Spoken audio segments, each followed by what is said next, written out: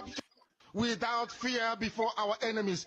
We have sworn an oath to restore Biafra, or we die in the process. There will be no retreat and no surrender. If the option they give to us is to seek our restoration by violence, every living thing living in the zoo will be destroyed. All the animals will be destroyed. It's a promise and a pledge we're making to them. They must understand that we just don't love our country. We are fanatical about Biafra.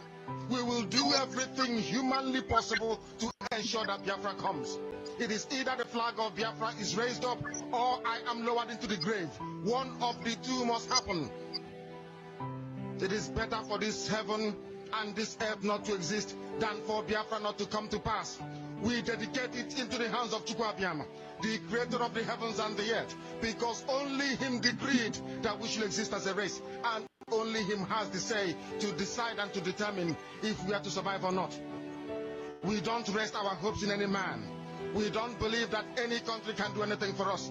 We are going to reaffirm our faith in the supremacy of the creator of the heavens and the earth, Chukwuabiama, upon to whom and in whom every glory and honor belongs to. That's why we worship him and nothing else and no other.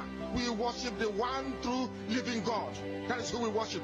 That is why we were created. We are not like any other people. We have been chosen by Chukwuabiama to serve him. We have been chosen by the creator of the heavens and the earth that we may serve him. That is why in our names it contains every praise imaginable. Every praise imaginable to the Most High is contained within our names, because we are very special people. We are here to reaffirm and reiterate that. We are here to ensure that this very march towards our freedom cannot be hindered. Any obstacle on our way, real or imagined, man or woman, adult or child, anything it is, once you are an impediment to the restoration of the sovereignty of Biafra, you will be destroyed completely and totally, in every way imaginable. We do not forgive.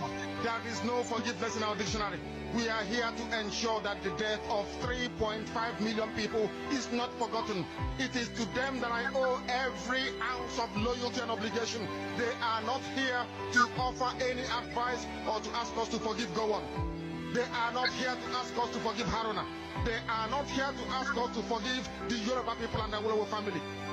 The reason why we exist is to ensure that their memory, that they can never ever be forgotten, that their memory will linger on forever, that as long as man walks this earth, this world will remember the 3.5 million people that they killed, men and women that did nothing, children that were innocent.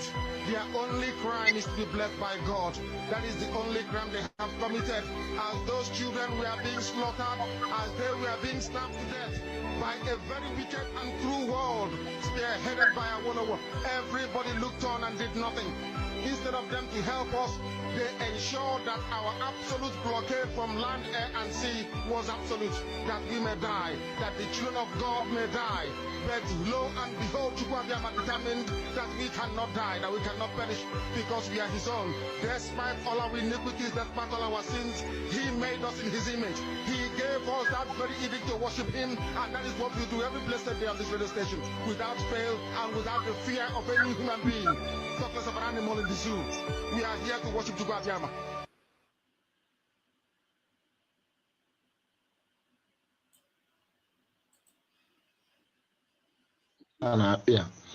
esi na Chidimma ya abọlụ nwoke na nwaanyị nọ n'ọgbakọ ihe ọma n'isi anyị niile, ndụ n'enu ndụ, arụ ike n'enu arụ ike, mbunye ụtụtụ ọma. Obi Chukwu ekene Chukwu, ekene ma anyị warị, kene mmụọ niile na-emela anyị ife, kene ndị mbụ, kene ndị egede, kene ụmụ ọkpụ, kene ụmụ ada, si na ihe ọma ya emela anyị, arụ ike ya wala anyị ọjị, mbunye enu ya adị na ndụ anyị. Ekekelewa nekwa onyela anyị ọjị n'ụbọchị tata, gọzie nye karịa ka anyị nwe ebe mkpa na-akpị ya. Esi na Chidimma ya abọlụ nwoke na nwaanyị nọ n'ọgbakọ ihe ọma n'isi anyị niile, ndụ n'enu ndụ, arụ ike n'enu arụ ike, mbunye enu n'enu mbunye enu. Ekekelewa nekwa akara aka nwoke na nwaanyị nọ n'ọgbakọ mefe ka wadị nnekwu, maka na ikelewe ka wadị nnekwu ekwene ka ife ike, ekwene ka ndị ajọ mmụọ na ajọ mmadụ nwee ike ebe akara aka ha dị, nwee ike ebe ndụ ha dị, maka na ha mara mgbe ikere ha. Wee sị na ndụ anyị ya adị, ndụ onye ukwu nọ, ndị agbata obi anyị ya adịkwa, ndị obi ha dị ọcha ebe anyị nọ, ya wụ ndị agbata obi.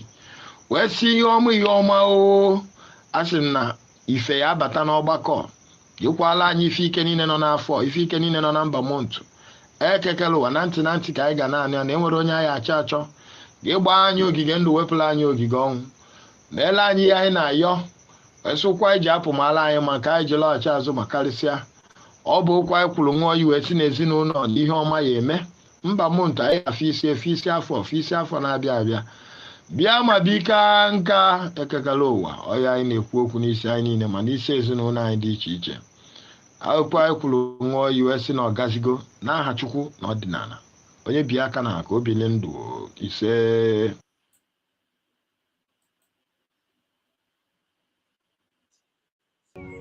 ife akụ na ife nwenwe ogologo agbapụrụ m akpụ ụkwụ wee zọdo ụkwụ na ana wee jide aka n'aja wee na-agọlụgụ abụ nwoke ọfọ na-agọlụgụ abụ nwaanyị ọfọ ma okenye ma nwata onye dị ọcha onye dị ojii onye toro ogologo na onye sụrụ mkpụmkpụ okeke okorio na-afụta m ebe a azị mụ na this month of August anyị na-aba n'ime ihe ọ ga-adịla anyị iche from other month ihe shiela anyị ike this month of August ihe isi ike ama nso anyị no congratulation bụ ihe ga-eso anyị ife akụ na ife nwenwe ogologo ndụ na arụ ike contact and good connection open door investment more money na bank akaụntụ anyị sofa na ada agụta aja dị na ana mmadụ Chukwu kelee ka ama ngụta ife ọma ga-emela anyị na this month of August ife ọma ga-emela anyị na this month of August ya abụ agụta anyị ga-adị ka echi maka na echi ada agwụ azụ ka afịa mana ya ma nna ka afịa udu biznes ọbụla anyị na-emekwa na ọrụ ọbụla anyị na-alụkwa wee na-eweta ego ọ ga na-akwụta ụgwọ na eke na-akwụta ụgwọ n'orio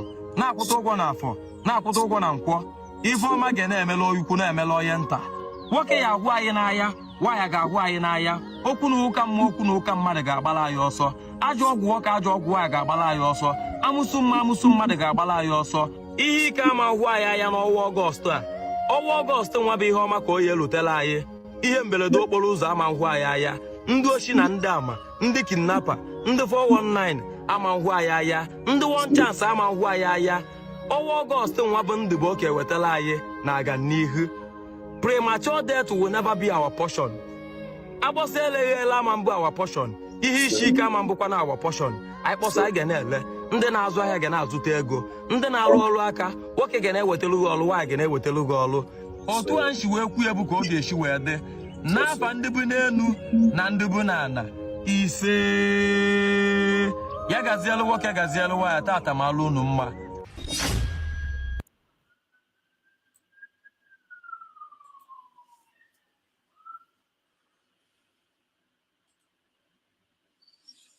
Yes.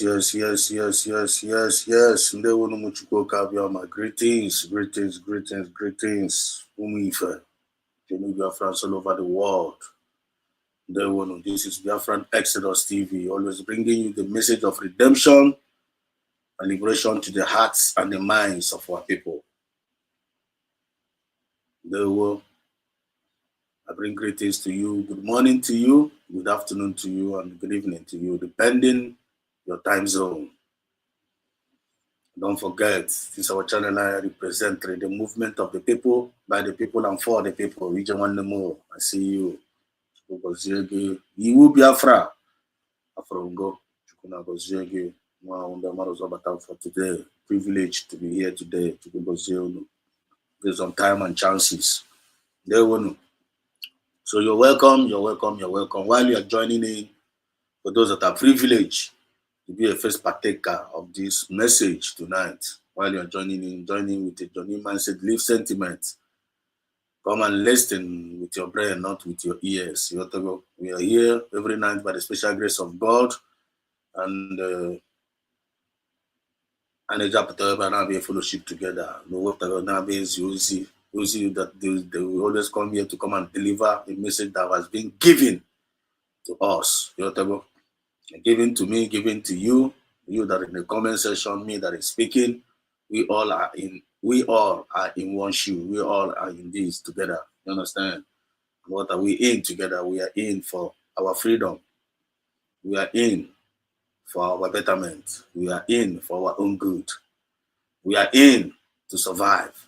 We are in to break every chain that the enemy has been using against us. We are in to come out from slavery, from the hands of the slave masters. We are in for development. We are in to develop our life, our family, and our nation. What is our nation? USB. USB is our nation, is our new nation, United States of Biafra. That's who we are. Mazi Nnamdi Kanu is our supreme leader. You can see him there. Mazi Nnamdi Kanu is our supreme leader. Now the flag, with the Biafran flag. That is our supreme leader. Maybe if this is your first time, you don't know the supreme leader of this USB, Mazi Nnamdi Kanu is our supreme leader. We are very, very proud of him. We are very, very proud of him. We respect him, and we acknowledge his superiority and his leadership, which is a divine leadership. So we recognize Mazi Nnamdi Kanu, which is the supreme leader of this USB. PM Sam Nepa, who is the surrogate of Mazi Nnamdi Kanu, the disciple, the dragon. After Mazi Nnamdi Kanu was not around, he was the one that was representing Mazi Nnamdi Kanu as a surrogate. And Biafrans also felt in love with Mazi Nnamdi Kanu genuinely, massively. And he did a very marvelous and a wonderful job, which he's still doing. Mazi Sam Nepa is where he is today because of act of love. Mazi Nnamdi Kanu is where he is today because of act of love. Sacrifice their life, sacrifice their career, sacrifice everything they have just to give us freedom. What a manner of men are these. So we need to respect them. We need to pray for them. We need to take God on hand for every day. We need to honor them. You understand? They are making a very big legacy. And this great sacrifice will go from generation to generation to generation to generation to generation. People always talk about it, just like they're talking about Jesus, just like we're talking about Moses, just like talking about Joshua. In the nearest future, we're talking about Mazi Nnamdi Kanu, Sam Nepa, Tongozo Arabese, USB, people that contributed, people that played one vital role or the other to achieve the freedom. Their name will be recorded. You understand? We also, that are the followers, our name also going to be recorded one way or the other, based on your fruit, based on our fruit, based on our contributions, based on our input, and based on our impact towards the movement. So this is a privilege that God has given unto us for us to make things right. This is a privilege that God has given unto us for us to put every record straight. This is a privilege that God has given unto us for us to change things for our own betterment. And there is no other way we're going to make that betterment unless we come together under one government, which is USB. Take it or leave it. If you don't recognize USB today, one nigga recognize EH. If you are hating USB today, tomorrow you got the force to love. You got the force to love USB. If you are gossiping USB today, tomorrow you got to be very, very proud of USB. So don't worry. So no asregena kona no gossip ka onye obla na akuketa na against USB. One onye ankoro ya gawa n'iru. Una roko na habiko. Hapo ha ka akwa dasira ahụ. Yo woni batara na this USB, yo woni na akwa USB emu. Yo wona de ndị na side na akwa USB. Hapo ha ka na akwa de emu ahụ. Nyotago akwacha de emu ahụ, ha ga-emechakwa bịa rịọ biko. Ana agwa ochinti na Yesu go. So without wasting time, achom ka mbata ebe a mee record the message. Record first, no go there, you know there's registration because ozi anyị na-aga with divine message. Ozi anyị na-aga with the divine. When I got divine, and when you obey it, you get Ghana and rest of mind. When you obey that design mandate, Ghana and direction. You understand? And whatever we are doing here, we are not coming here to chase cloud.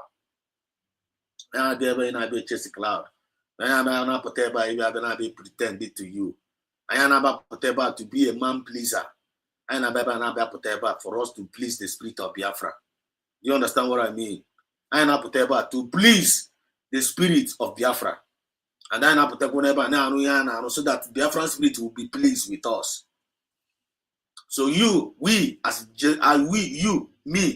Biafrans, what are we doing to please the spirit of Biafra? What are we doing? What is your job that we are doing that's going to please the Biafran spirit? Our job are now kind of email now. You understand? And what is that job? The job of an ambassador of peace. If you are an ambassador of peace, you are pleasing the spirit of Biafra. For some of us that are claiming Biafra, I am fighting for Biafra. Biafra movement, all hail Biafra, all hail Biafra. USB, long live USB. You understand? Long live Mazina and Carlo. Long live PM Samanepa. Long live Dr. Nguzara Beze. What is your role in our long live to Mazina and Carlo? What is our role in our long live to PM Samanepa? What is our role in our long live to USB government? It's all about our works. It's all about what? Our work. Our work is what proving our intent in the movement. And thank God, Umife, they are representing well all over the world. Thank God, Umife, they are representing well in this Biafra movement. Thank God, Umife, they are representing well even in their homes, because charity begins at home. Thank God that Umife, they have taken charge of the responsibility. They are not waiting for anybody. They are proud in doing what they are doing independently, voluntarily, cheerfully, and willingly, without complaining. And USB government is not forcing anybody to come and work, to come and serve. The only one they have given an opportunity for everybody to come and serve. The opportunity is given free. The opportunity is given openly for you to come and serve. When you are trying to come and serve, when identify, and identify how that area you try to serve. You must identify that area you want to serve. And if you can able to identify that area you want to serve under the government, like kind of you want to serve in the Biafra movement, you need to focus on it. You need to focus on it. If you identify yourself in an area of media, let me just use it as an example, like me as a media personnel. So some of us that have discovered ourselves in a media personnel, make sure that you use your media to propagate truth. You understand what I mean? Make sure you use that your media now as a Biafran that you are, knowingly and unknowingly Biafrans. I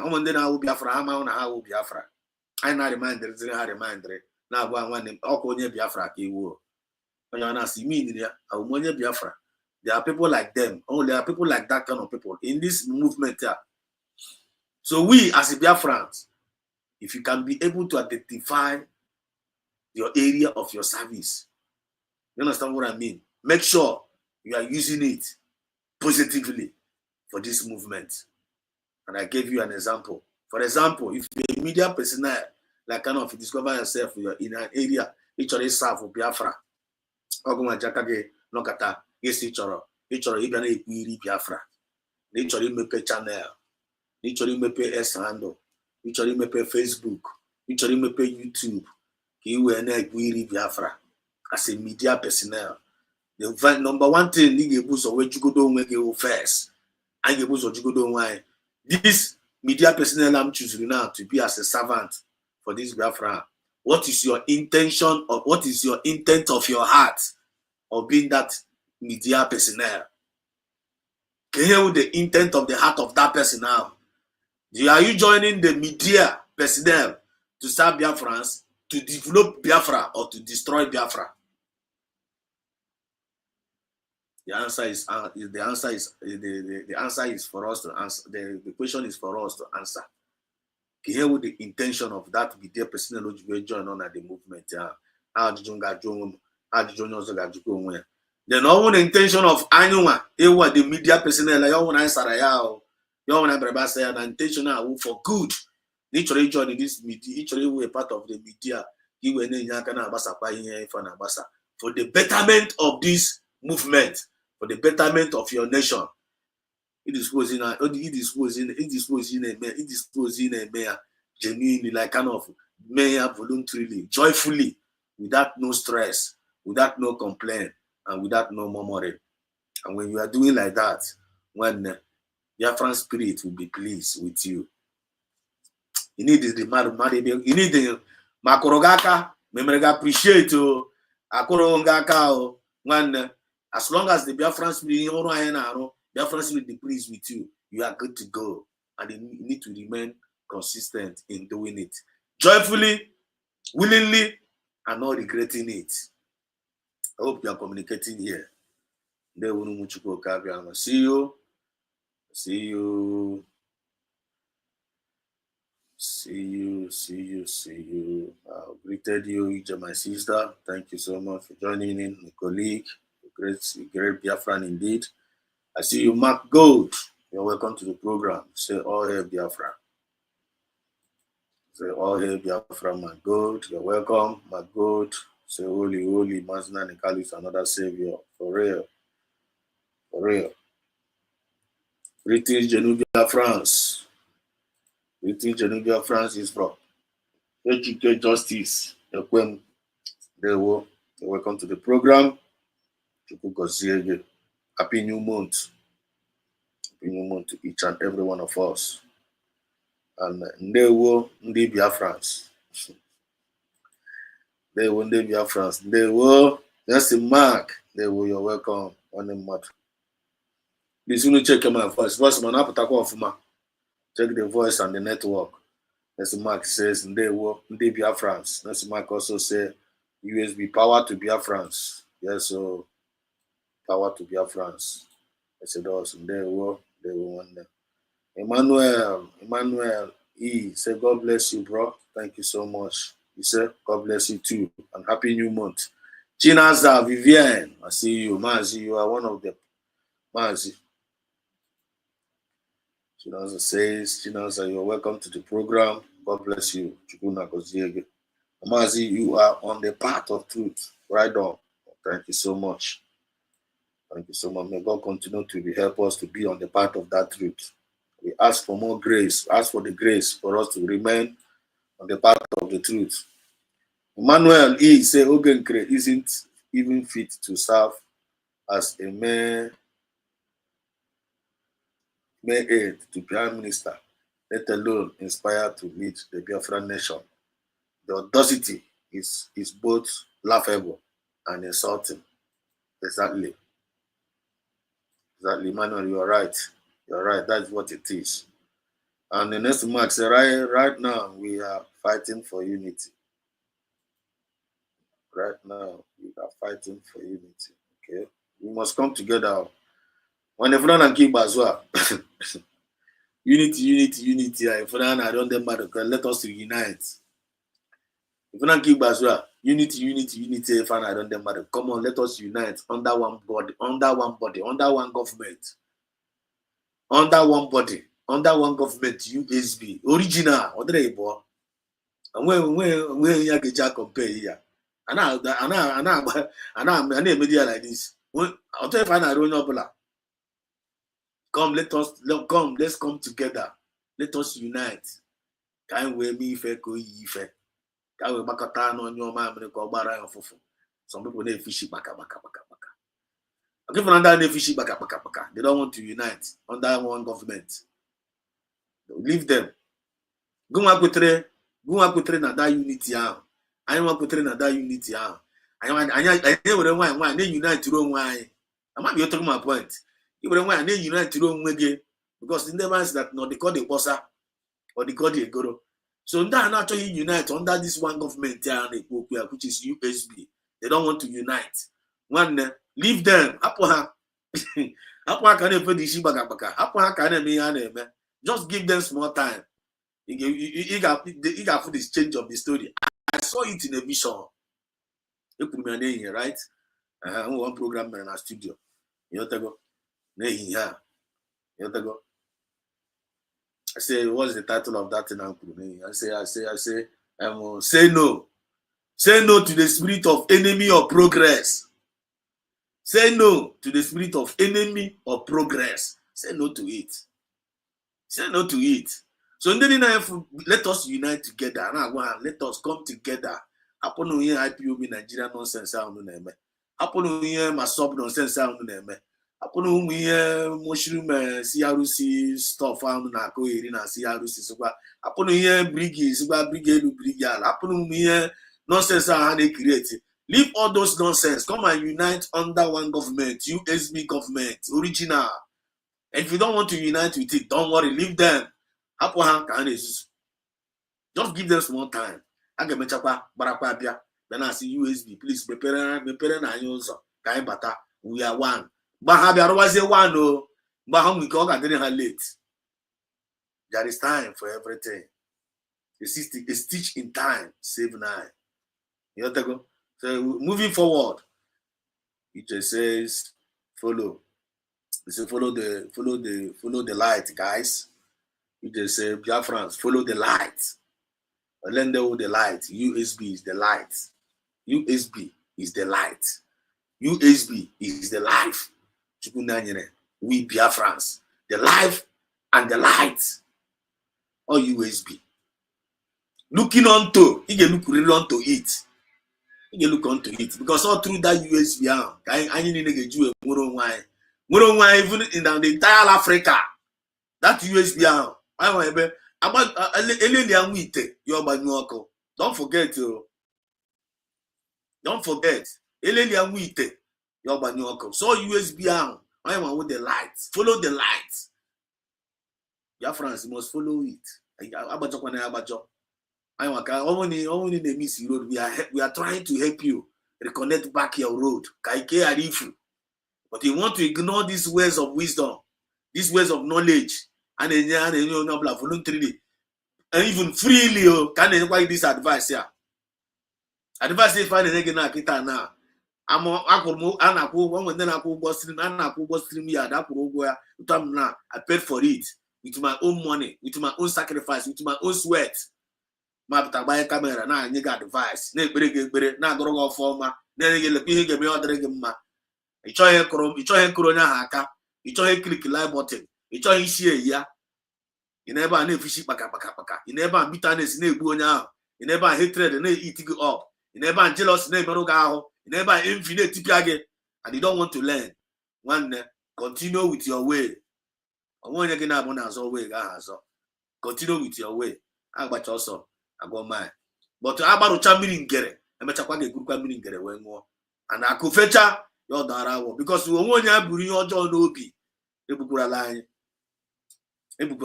Don't do that. I got one side out. Because more than I think you your John Obi, no one your John, when you have your John Obi, automatically in a boom, you know, bet. I'm gonna be every day. Also, no one also hate here. Also, Hannah about you also. Also, they don't want to. They don't want to hit. Nah, this is very, very funny. Man of Guam that na man brana man near device. Man of Guam na telephone na. Man of Guam na no telephone na. Neighbor and one they got device. Even and one they got device. Now, man, this advice on working this one nigga why don't we do? Why please respect yourself? Come respect your women. Can you need respect your wine? Godera in amma. Catch you high in our chop. Godera in amma. Then you own one nigga that advice from the puna. Now, Siziguma. Now, one Nagi will let aka. Now, that advice and advice are in here. Not going to make you lose your followers.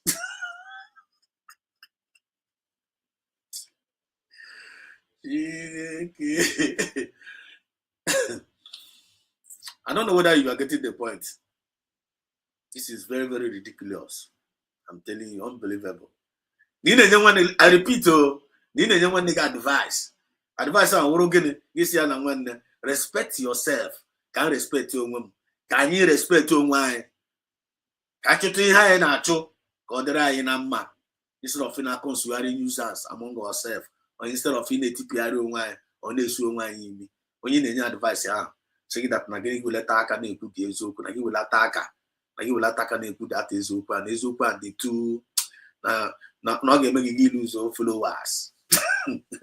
One of the followers I might give baby, he got drinking number.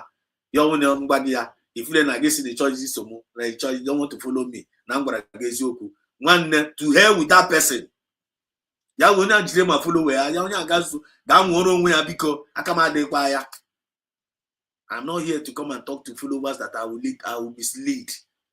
I'm not here to come and talk to followers that don't put a nebu, manebu, Ibeba Gam and Abia Cock, Nebu, Arishi, Onaga, not conquer, it don't coordinated, it don't self-discipline, one more decency, and I talk an target from the impediment or the consequences I get up as again. Instead of Ikelonia or Coronawaka or Gorono or Gorono former, in a Bruno in Hojo Nobi. That person is an evil person.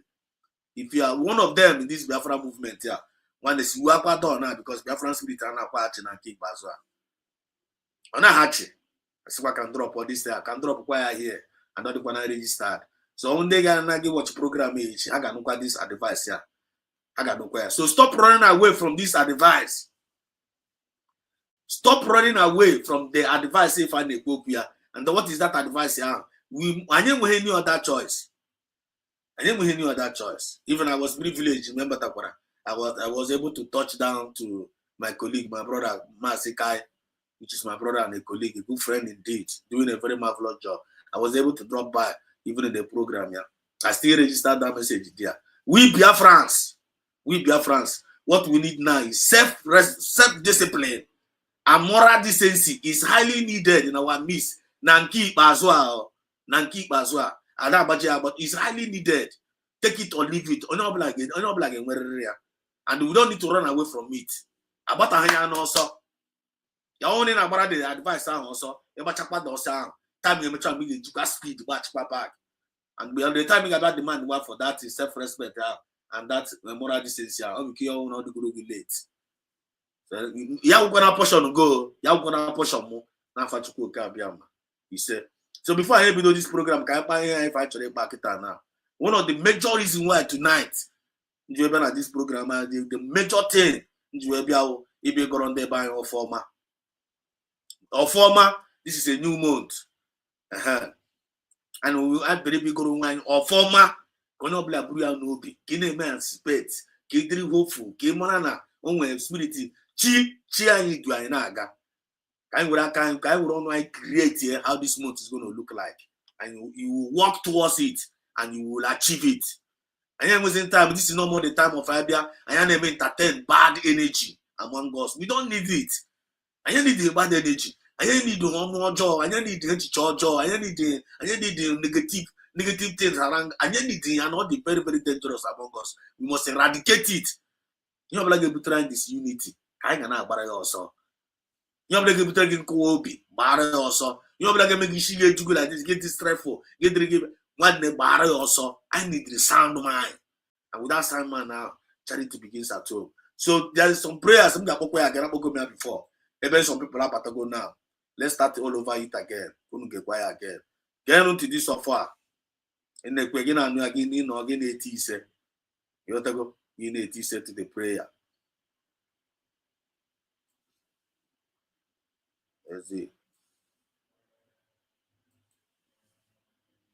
Kene Chukwu, ekene ma anyị warị, kene mmụọ niile na-emela anyị ife, kene ndị mbụ, kene ndị egede, kene ụmụ ọkpụ, kene ụmụ ada, si na ihe ọma ya emela anyị, arụ ike ya wala anyị ọjị, mbụ n'elu ya adị na ndụ anyị, ekekelewa nekwa onyela anyị ọjị n'ụbọchị tata gọzie nye karịa ka anyị nwe ebe mkpa na akpị ya. Wee sị na Chidimma ya abọlụ nwoke na nwaanyị nọ n'ọgbakọ ihe ọma n'isi anyị niile, ndụ n'elu ndụ, arụ ike n'elu arụ ike, mbụ n'elu n'elu mbụ n'elu. Ekekelewa nekwa akara aka nwoke na nwaanyị nọ n'ọgbakọ mefe ka wa dị nnekwu. Maka na ikelewe ka wa dị nnekwu ekwene ka ife ike, ekwene ka ndị ajọ mmụọ na ajọ mmadụ nwee ike ebe akara aka ha dị, nwee ike ebe ndụ ha dị. Maka na ha mara mgbe ikele ha. Wee sị na ndụ anyị ya adị ndụ onye ukwu nọ, ndị agbata obi anyị ya adịkwa ndị obi ha dị ọcha ebe anyị nọ, ya wụ ndị agbata obi. Wee sị ihe ọma o, asị na ife ya abata n'ọgbakọ, yikwala anyị ife ike niile nọ n'afọ, ife ike niile nọ na mba montu. Ekekelewa na ntị ka anyị ga naanị ya na enwere onye anyị achọ ịgba anyị ogige ndụ, wepụla anyị ogige ọnwụ, meela anyị ihe anyị na-ayọ. Esụkwa iji apụ mala anyị maka anyị ji lọghachi azụ ma karịsịa. Ọ bụ okwu anyị kwuru nwa oyi wee si n'ezinụlọ na ihe ọma ya eme. Mba montu anyị afọ isi afọ na-abịa abịa. bịa ma bika nka ekekala ụwa ọya anyị na-ekwu okwu n'isi anyị niile ma n'isi ezinụlọ anyị dị iche iche akwụkwọ anyị kwuru nwa iwe si na ọgazigo n'aha Chukwu na ọdịnala onye bi aka na ka o bili ndụ ise confirm mba 21 gekwanụ ntị na abụ ya n'obi ngozi ọma ka anyị na-ewetara onye ọbụla Biafrans all over the world. Declaration of good things, peace, health, progress. Declaration of unity, love, progress, and peace. Declaration of Yoma. Yaberai. Oh no, what is your last month? This month, if I get Shirigike. Only fish Shirigike last month. This month, me ponogo, yena say, only fish Shirigike last month. When this month, if I get Shirigike. Last month, only fed dragon, but this one is not got dragon more. I got dragon more. I want a business figure of my last month. This month, business figure got more and more. Declare it. Declare it. We may bless all the members of your family. Ghana go on for my for winners now go and kind fight now. Ghana go to your former now go to that person. You have to go to Zino, go to Mazna, go to the USB, go to Ebore, go enter. But all who know bless that not trying to go for ma, you will not be able to go for job. When happen now, you know, him more than name. More than nature, nature, and keep up. Going by nature, going to get a good way. I don't know, we should go on, we should go on. I don't know, we should give on the area. You got a portion on now. You know, we should give your job a portion on now. I am on the way, very, very dangerous. And we may be wishing mad in your job. Because as a man thinketh in his heart, so is he. So then if we watch and do swimming now, let me put this thing because they enough. You watch and do swimming now, one each Johnny now for her nature. When you look at them, a more peace. A more peace. Not believe in nature church and with peace. And whenever you lack peace in your life, when you lack peace in your life, abugo. And Biafra, this our Biafra representative. Peace. You call yourself a Biafran, but you know go di Biafra. Morudo Kempurobi. Is anywhere Biafra. Isn't they preaching Biafra? Some of them I do see some of them preaching Biafra. And they preaching Biafra. Now vibrate. Mbabasi kambia no nya they preaching Biafra. Mbabasi kambia ne attitude ya. Mbabasi kambia ne action no nya. Onya they preach Biafra. Man afuna action is entirely different from what he's preaching. Enough that onya they preaching Biafra. Enough food don and ya. Onya he dey hudo. One physical Kenya on our side, doing the good, only him with the good on there, one physical win the good, but Onya is preaching Biafra. And the man at Onya they preaching Biafra. Omakora Biafra they preach represent the peace. But to me, they learn I know for peace, never no. I talk up somehow. Follow didn't down as a chat now. Onya just need to see. I don't take them serious whenever I see this kind of thing in them. But only they preaching Biafra to me. Only they preaching Biafra, they preaching Biafra to me. One Mbabo Koga Yamwepa Funat Nimmer Uto Kempurobi, and in a new do. Hi, one don't have tom bullshit. You be my pa, you got one and come, you got one I can relate. You want them. But only they preaching Biafra. You preaching Biafra, and you are claiming to be a Biafra. Be a leganya. Imerudo, and I'm a food don't mean to go. In it, you do a boy, when the son of Udo in you. I mean, you don't unify, you want unity. You probably got an one. What kind of Biafran is that person? When you wait, deceiver. This is how you know them. When the topic I today say, a bad workman always quarrel with his tool. A bad workman or only quarrel with his tool. But meanwhile, I go quote this or four man for now. Listen one more time. What of that?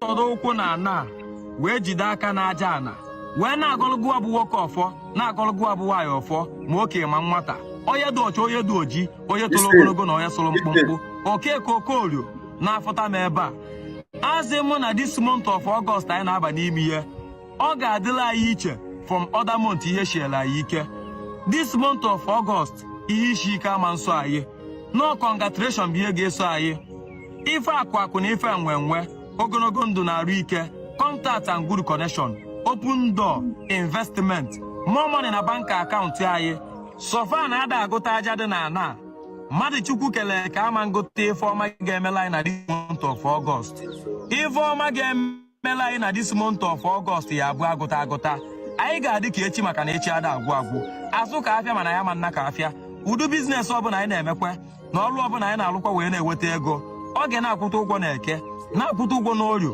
na-akwụta ụgwọ n'afọ na-akwụta ụgwọ na nkwọ ife ọma ga na-emela oyikwu na-emela onye nta nwoke ya agwụ anyị n'anya nwaanyị ga-agwụ anyị n'anya okwu na ụka mma okwu na ụka mmadụ ga-agbala anyị ọsọ ajọ ọgwụ nwoke ajọ ọgwụ nwaanyị ga-agbala anyị ọsọ amụsụ mmadụ ga-agbala anyị ọsọ ihe ike ama gwụ anyị anya n'ọnwa Ọgọst a ọnwa Ọgọst nwa bụ ihe ọma ka oyi elutela anyị ihe mberede okporo ụzọ ama ngwụ anyị anya ndị oshi na ndị ama ndị kidnapa ndị 419 ama ngwụ anyị anya ndị one chance ama ngwụ anyị anya ọnwa Ọgọst nwa bụ ndị bụ oke ewetala anyị na-aga n'ihu premature death will never be our portion agbọsa eleghela ama mbụ our portion ihe isi ike ama mbụkwa na our portion anyị kpọsa anyị ga na-ele ndị na-azụ ahịa ga na-azụta ego ndị na-alụ ọrụ aka nwoke ga na-ewetelu gị ọrụ nwaanyị ga na-ewetelu gị ọrụ otu a nshi wee kwuo ebu ka ọ ga-esi wee dị n'afa ndị bụ n'enu na ndị bụ n'ana ise ya gazielu nwoke gazielu nwaanyị tata ma alụ unu mma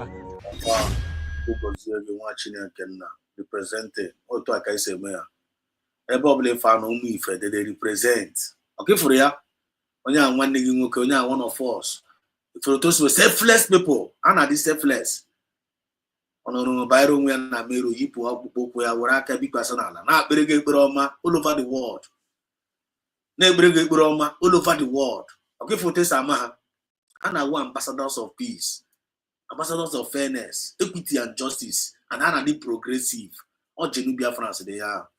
But when you see some of these people that are using the name of Biafra, when you look at them, you will not see any sign of Biafra in their life. You will not see any sign of Biafra in their character. And when we have people like this, they'll be using their mouth to be causing nuisance, using their mouth to be causing problem, using their mouth to be causing division. Don't know no way Biafra. Come on to hell with that person. To hell with such individuals. They are chaff. They are chaff. They are non-entity. So we don't take them serious. So moving forward, I am up to also when I didn't start this message. Before then, look at this. Some breaking news. Update from the office of the USB government. DPM Dr. Beze. Trump government threatened to sanction corrupt judge in Nigeria and other nations.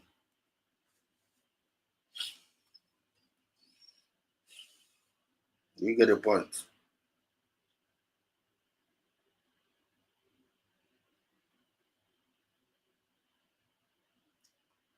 You get the point. So let me bring out the news in detail. Let me bring out the news in detail. Bring out the news in detail.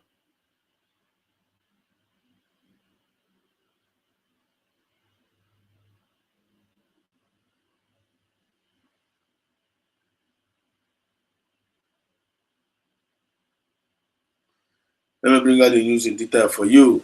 I hope you are listening. They won't. Say comment to the comment section. So let me bring out the news in detail. So look at this here now. This is from the office of the USB government. The DPM representing Dr. Nguzora Beze. This is from his X handle. And this is the first update I want to give here tonight. And yet, which I go on for. for former now for this month of August. And before if I got to we go ya, so be positive this month. Be expecting a lot of good news. A lot of good news is going to come along our way this month. And then I go for. But when I'm blessing, I go for man this month. Happy and the morning again.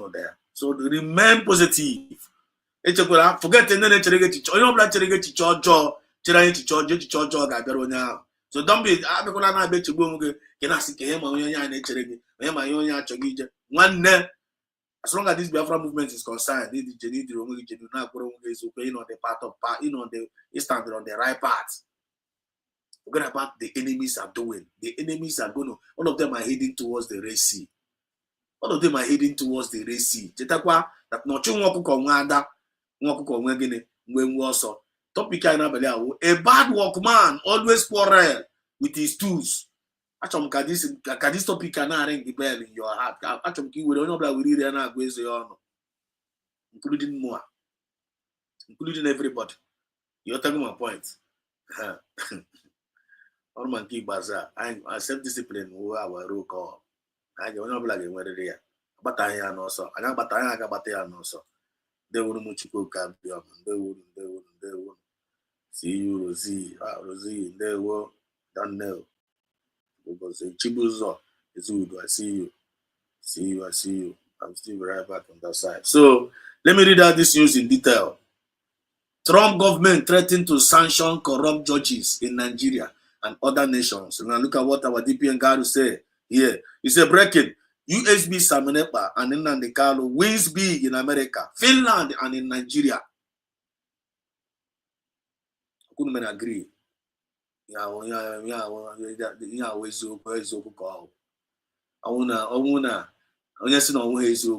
that USB Samuneba and Mazina and Carlo did not win big. Let us know in the comment section. This is not what I say. Please come and bring your superior argument. We are here to share information, and information is power. Knowledge is power. Information is also power. Can we inform based on the time and the season on email? So USB Samenepa and Nnamdi Kanu wins big in America, Finland, and in Nigeria. America to sanction Nigeria and the Finland judges. America, as now here now, America is about to sanction Nigeria and Finland judges. So gonna be like right to quiet down. Because quiet one place. I ain't gonna even expect. Very, very soon I know that in America and is about to sanction Nigeria and Finland government because of their corrupt judges. And they need this sanction. And then you know like only with a message here. You name a tweet. If you are tweeting, you need include this kind of thing in a tweet again. No tweet here. But if we put this thing no picture now, you put that no for a on wake. You go a on wake. When I approve the whole work to the cabinet, I'll have prayer to the no media. One no black with no black thing now. A bad workman always quarrel with his tools. Also, some the bad workmanship, the bad one, the bad people who are this movement here. Every time they complain. Always they complain. I can not on media and I complain. And on a cabinet, I complain. And on the ground, they complain. Then now bad one now would the complainers and the murmurers without solution. Oh, and then I complain. Oh, na DPM got na Finland. DPM got na so we got Finland yeah. We don't feel the situation on board. Yes, we not complain. You know say I got complain what. Now when the quota get say me, I get many this thing. I get declare this thing. Mazina the kala no around. One the kind. Oh, no got complain what. Gaga mo what. Okay, made that real declaration in Finland. The answer is no. Okay, me. But talk about idea. He avoided that spirit of complaint. He avoided that spirit of murmuring. His eye was on that goal, on that mandate. Yeah, he has naturally been naturally may achieve, and we are going nowhere until they may achieve, and then may achieve. What I can imagine in Biafrans, and I focus, in what they are doing, and I focus in their pursuit. and they change the minds, and I be consistent, and I be resilience, and I be patient, and I mean endure. I don't know, I hope we are communicating here. So PM now, next year, now look at the message here now. It was to say on the Finland government in a tweet. You want to appear number one appear in the Finland be too much. On a hot in the number DPM na appear good in I'll stop self from that so Finland government now they are not getting it funny. Nigerian government they are not getting it funny. For them to arrest innocent 2 citizens, one is of the UK, it's simply because of bearing the name Biafra. And I talk and go here against their own international law. Because of these 2 individuals, PM Samunekpa won Biafra. He served well in Finland. Finland didn't have any right to persecute PM Samunekpa for no reason, for whatever reason. But that guy with a bad record in Finland. Samunekpa doesn't have a bad record in Finland. He's a genuine citizen. He served well in all education, in all his angle of assessment in Finland. That guy who said he represented well. He represented well. Excuse me. Yeah? So they don't have no right to persecute that guy for no just cause. Now, America now in the line of the American government now, they're like kind of people they want to step into the matter because America now practicing but through democracy. And I practice through democracy. And I believe God, now I find a government here, not way reality. I can't wait. We Biafrans, we can't wait to see this sanction against Finland government and against Nigerian government. Because what they practice, we have against our Mazana Nikalo and PM Samunekpa, it is a pure injustice. Pure injustice, no fairness. There's no equity. There's no fairness in their judgment. You know the reason why? Because of the corrupt system of Nigeria. Because of the natural resources. Chasing from backyard. Can we make them one night? Then I can we get all the resources separate number. But it's not going to work out. It's not going to work out. All of them, they're going to pay the consequences. Because we have a divine mandate. Mazina Nikalo represent again grace. PM Samunekpa represent again grace. And in the grace and in that divine mandate, when you do what they are doing is getting out of love to save humanity. So Chukuna Jerozia, on you proof that to ya, on you proof those enemies that no one during that was ya. The same way Ome Koranebe Moses no, go and take it to the bank. So Genubia France, you don't need to be discouraged by any means. You don't need to be unless you don't know who you are, unless you don't know what you are in for, unless you don't know the meaning of Biafra. I don't want to be in the meaning of Biafra. So if you claim that you are a Biafran, one you must be an ambassador of peace. You must be an ambassador of fairness. You must be an ambassador of equity and justice and the progress. Without that, you are wasting your time and you are a joker. And if you want to come and be pretending that you want to hide your evil way, you want to hide that your trickishness, you want to hide that your wayo, you want to hide that your all those I say, you want to hide all those evil way. Can them are money who not join at this from one you can't hide for too long. You can't pretend for too long. Biafran spirit will find a way of exposing you and disgracing you. And if care is not taken, you will destroy that person. So don't come into this Biafra movement with a pretense. Only on your jaw. The point of going on black one, no tape but here, and you go on your jaw. No blast eggs. No blast a quag is in a movement. And you put your jaw. Man, Amaragas on your jaw. You only one eye. But when you're in time, they won't eye or one in our motis are dot in Why is you go no bla say na nwanne you go spirit of fire. You go spirit of fire in you, but now in abale ka kwụsị the fire, but ọ na-ekwe gị nkwụsị. But now in case of na in the process of this Biafra movement here, all no things we fire n'ebe mụ anọ. Unu egbukwara m egbu.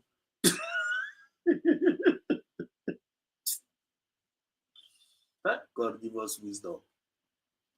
When we put no go ya, you man ewu onye ayo na agwa mo Biafra na, go mo Biafra, you man ewu onye ayo na, you only man ewu onye ayo. You don't need to pretend. I'm gonna be asking keep your manage way, package we will get carry man ewu onye ayo. One, if you do that kind of mistake in this Biafra movement, Biafra spirit are not they happy with that kind, or not they happy with that kind of attitude. To be honest with you, Biafra spirit are not they happy with that kind of attitude. Ni onye ayo. Then give a pata as a simple matter. I pretend they are just like one you short.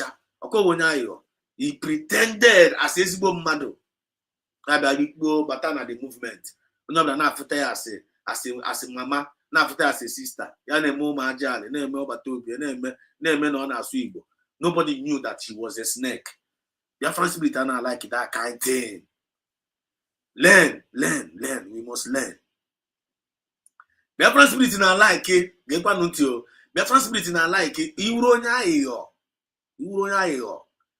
Ibata na this movement, ayi ma de wonya ayo. Before them and they discover again, ni wonya ayo ha. Buzo kowaro mo Biafra, kowara hasia na iwu nya ayo. Na you ayo na ma ina try ikusi aboto na ekwege, but because actually ngu ni elia, na uko mo nya ayo. Mo for the men na go de ayo na ama.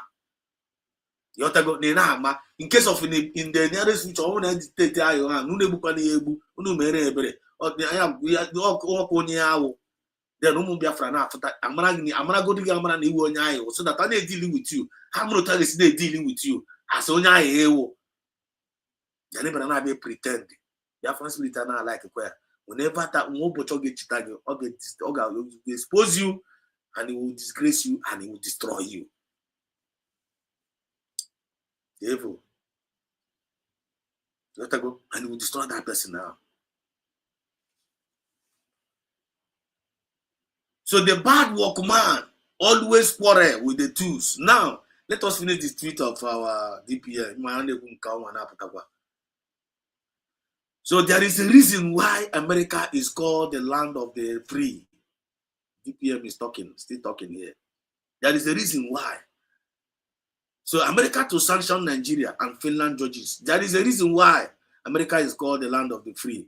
United States of America to sanction judges such as Brazilian Mr.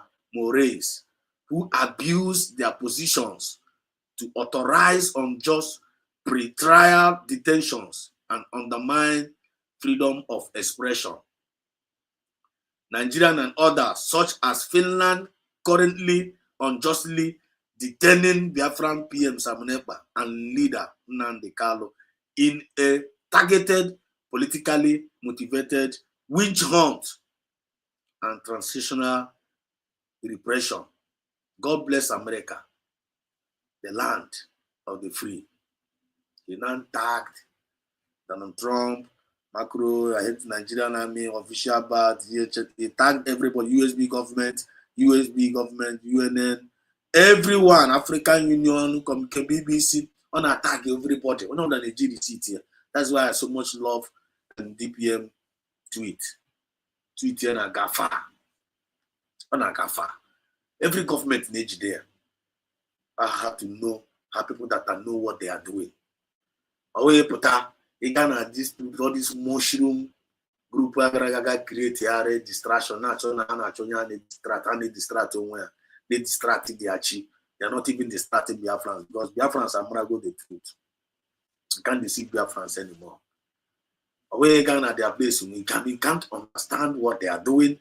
They will be talking, they will be speaking using the name Biafra, but you can't even understand their point. So say you know and them they make on the now for me to all manners of things. You can't get direction from them. The next thing I know, I think I name phone reason.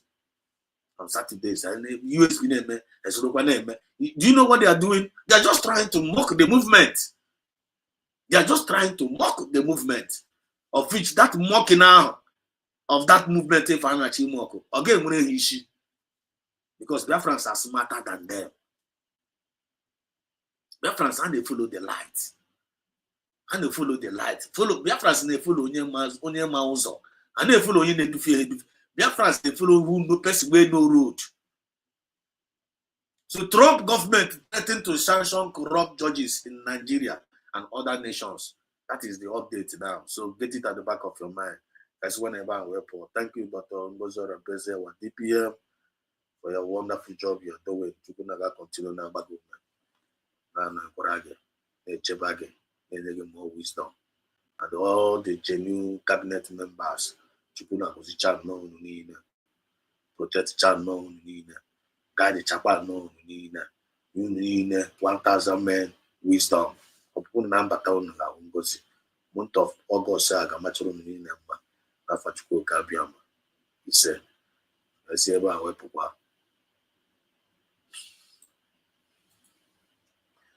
The our dream about Monato now. Yeah, vision. Everybody want to be on a copper this scenario. And then in world to an amoto, our next generation. Look at what they are going to meet.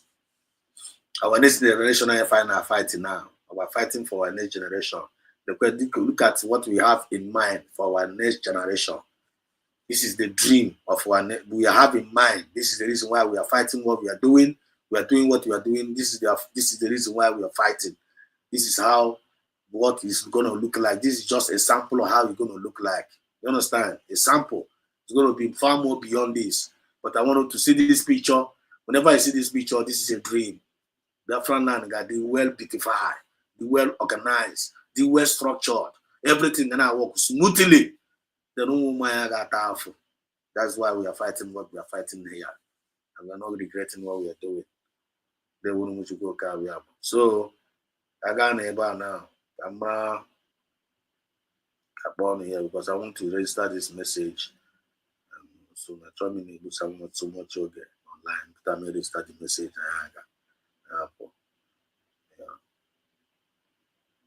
So let's listen to this. Victor, you are of Nai.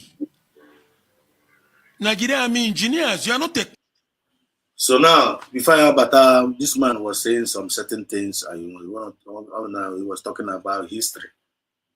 This man was talking about this man was like kind of narrating history of what happened during the war and some consequence and what happened. Before I want to touch light about what this man said here, at some kind, let us discuss about this topic. A bad workman always quarrel with his tool. A bad workman will always quarrel with his tool. A bad workman always quarrel with what? With his tool. Find our discussion tonight. So I want to put this link here. Honorable, they want to be part of this discussion tonight. It's an open mic. For a meanwhile, I want to put this. What? Wait.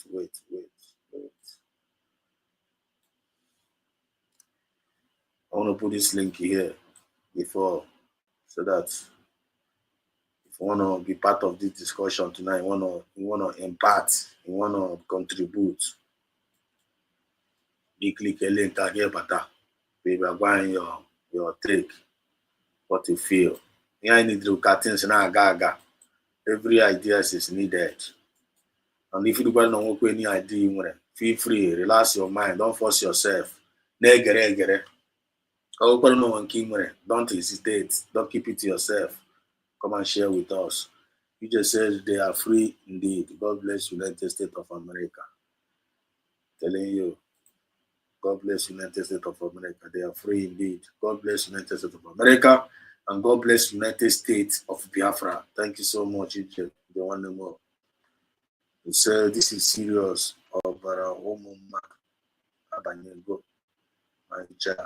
We must be comported. Exactly. That's what I'm talking about. Thank you so much for your wonderful contributions. Message again, And Chris Biafran song says, the evil ones can't do it. Never. The evil one can't do it. Never. Yeah. But they go, and they can't do it. Chris Biafra is what I'm saying. But all the heaven in the spirit of Biafra will still discover them. Kazimba, which is spirit of fire, where they are not pretend. Erosion the spirit of Biafra in the heart. Disgrace, destroy. I want to come. The no one to confess ya early. Now go now. Now in case they discover it, dictate no one now. They put any. Advice with the Panyao. Or quiz both to check up me put their idea. That is quiz move as don't leave our peer. Don't leave our Mazana and the Carlo. Fidelia Iboque, there were Fidelia, I see you. Welcome. Welcome. Welcome. Chinasa Vivian. Okay, Chinasa Vivian said, don't forget to click the like button. Chinasa, thank you. Thank you. One click by like button, more because they click but we move. As we're moving, we are progressing. Ya need to be Sarah. Come on, your blood name. Ya name joyfully. I'm going to force or force. So that's it. Now, a bad workman always quarrel with his tools. Who is a workman? When you're a workman. Now let's guide me from there. When you're a workman was somebody can wear now when you want to come.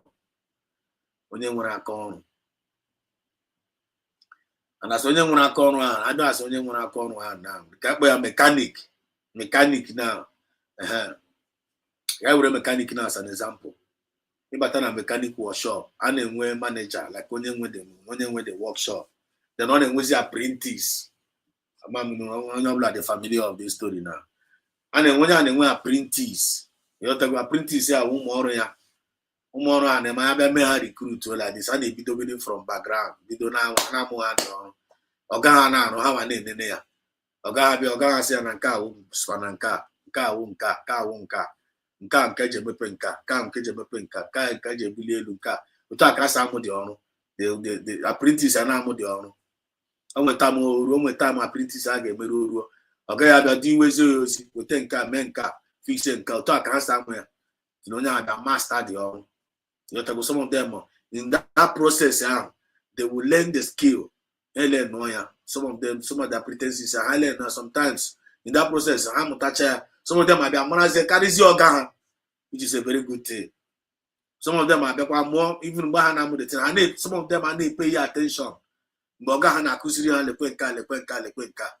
Some of them are name. Sometimes Ogaha be discover that apprentice draw serious or draw any Runianala. Uno to the owner of the workshop is a treat now. And they treating her bad. When they discover that you're a bad apprentice, workshop and now they get very, very hard to cooperate. Everybody never gonna for now. Because I get treating anyhow. I gonna go anyhow. Even I gonna go anyhow. The same thing now goes to this our Biafra movement. You have to go. A bad workman always quarrel with his tools. He always quarrel with his tools. And the reason why I quarrel with the tools is because how we self-discipline, how we moral decency, and how they behave anyhow, they act anyhow, they can't concentrate. Every time we quarrel with the tools, and they blame Uzi tool him and always spanning English. And I said, this tool they be complaining because of getting, and they pay attention. And now, when the men at this Biafra movement here now, when you reason all these people from the sneak picture in with all these bad intentions, knowingly and unknowingly, because someone didn't have the bad intention, someone they battle genuine, somebody else poison their mind. Some people are poison when they can have poison on their mind. Enough when you did genuine, if you see, oh God, this is genuine. Okay, when you had the genuine before. somebody poisoned the mind of that person. That was a bad workman. Whereas Onya will be a good workman before. Onya that was a bad workman. And whenever you're a bad workman, when it's not big and I don't gonna gaziaka, always so kobase. When see here gana gaziaka. Because you have already become a bad workman. A bad workman always complain about every tools. A bad workman will always complain about against. He always complain. You always complain. You always be finding problem. You always be causing trouble. That is a bad workman for you. And as the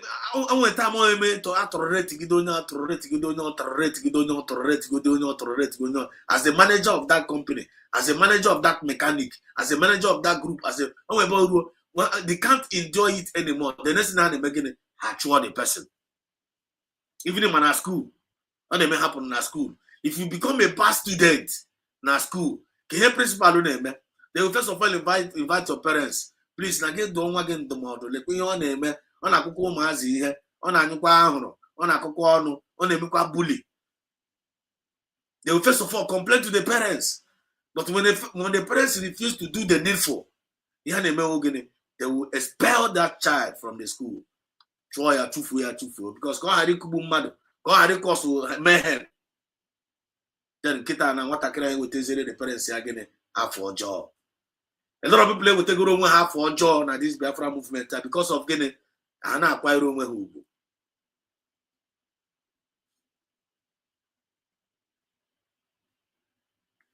And I tell you, Odogu on board. Odogu, I see you. Odogu, you're welcome. There we go. He says, in this last time, moral decency and the discipline is a must. Odogu who is speaking here. Some of us who know him, a very good, a very great comrade, senior man. He has been in this Biafra movement for a very long time. Still consistent, still resilient, and still in the game. Or they only give all. And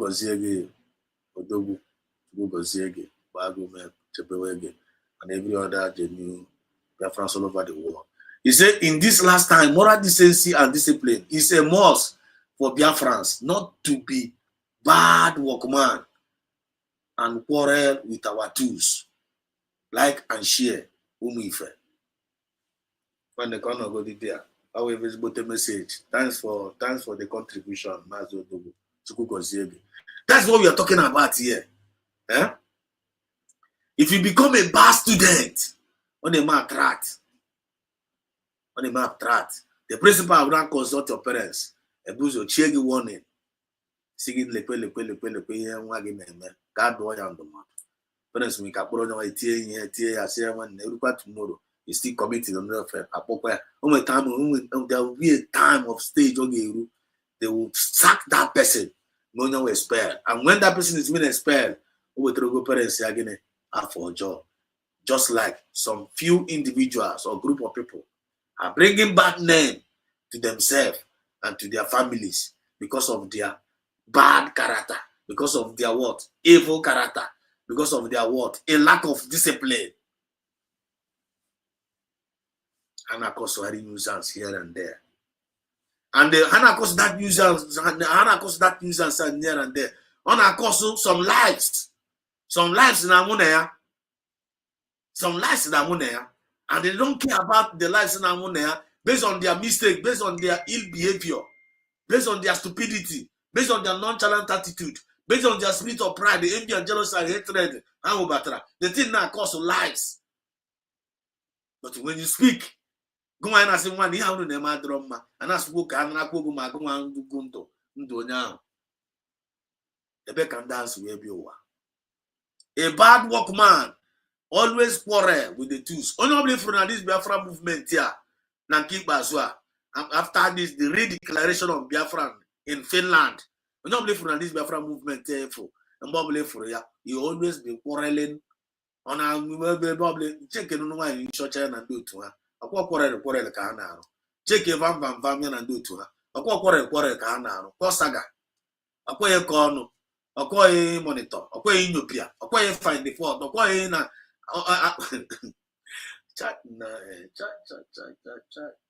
This is very, very. Check them out. What does that show you? These people have proven to Biafrans that are bad workmen. Bad workmen. They are pure bad workmen. This is about more video now. More for this about video. How I wish I would lay my hands on one of their videos. Now, just I'm going for example now. Okay, now for example, I want to show you something.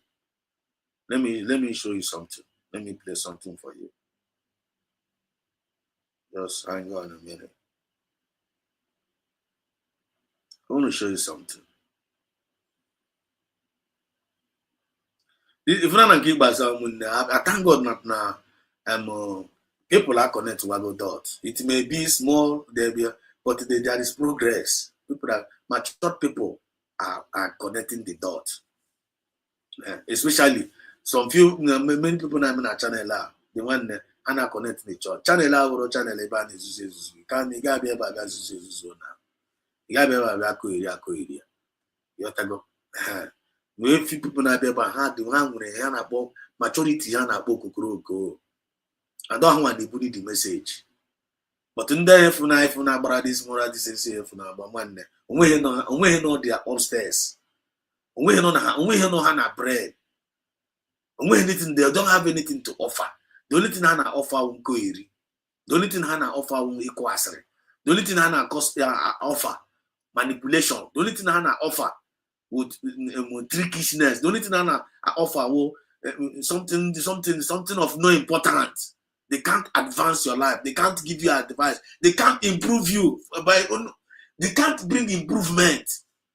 Whenever they talk to you, and I be talking to you, sometimes I be talking to you. I be one or two fault I get you crucify again. Why I get you behave like that? Back man, you have bad workmen. They always quarrel with their tools. Actually, couldn't connect the dots. Couldn't tianya. Couldn't look around yourself. Couldn't man colleague, need to study everybody. Study me, I study you. Study me, I study you. Cannot keep as well. Study me, I study you. I be in a relationship. You understand what I mean? Because this Biafra movement now will represent what again relationship. Will represent again relationship. Let me see. Let go. Will represent relationship, and in a relationship, if I am into this relationship of this Biafra, we are now into the relationship of getting Biafra kind of email now.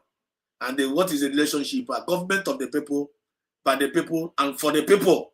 We are now representing a family. I am a family. It's supposed to be technically. We are families.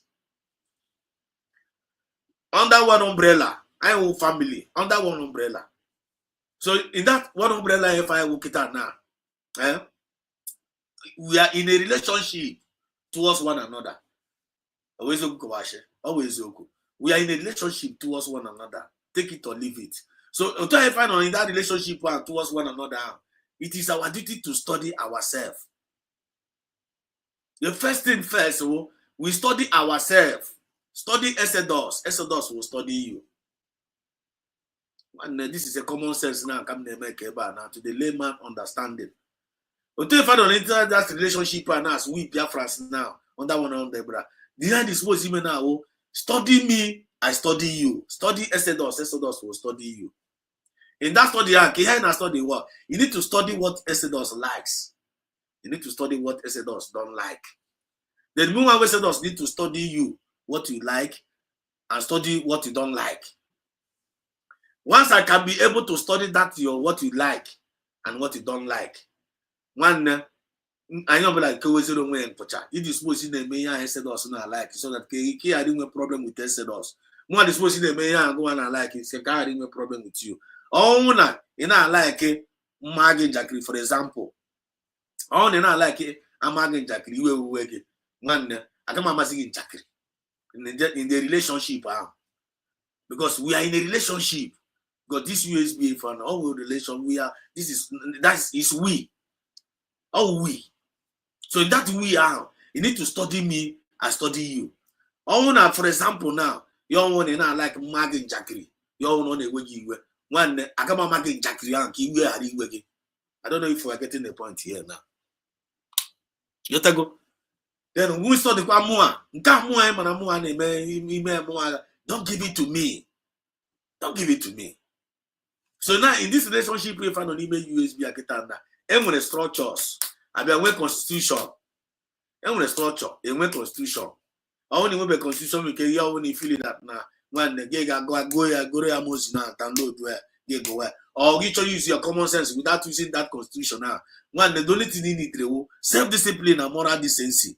Get cover the whole syllabus in that cover you need you able to then at that constitution now. I fall under the canopy of self-discipline and moral decency. How do you fall there? Take it to the bank. Only in a quarrel with self-discipline. You cannot die you. You cannot deal if you can go to the doors as a Biafrans. If you go to another country, another man's country, you can't die you. You cannot guide you with it because you cannot respect their law. You get one by the special grace of God.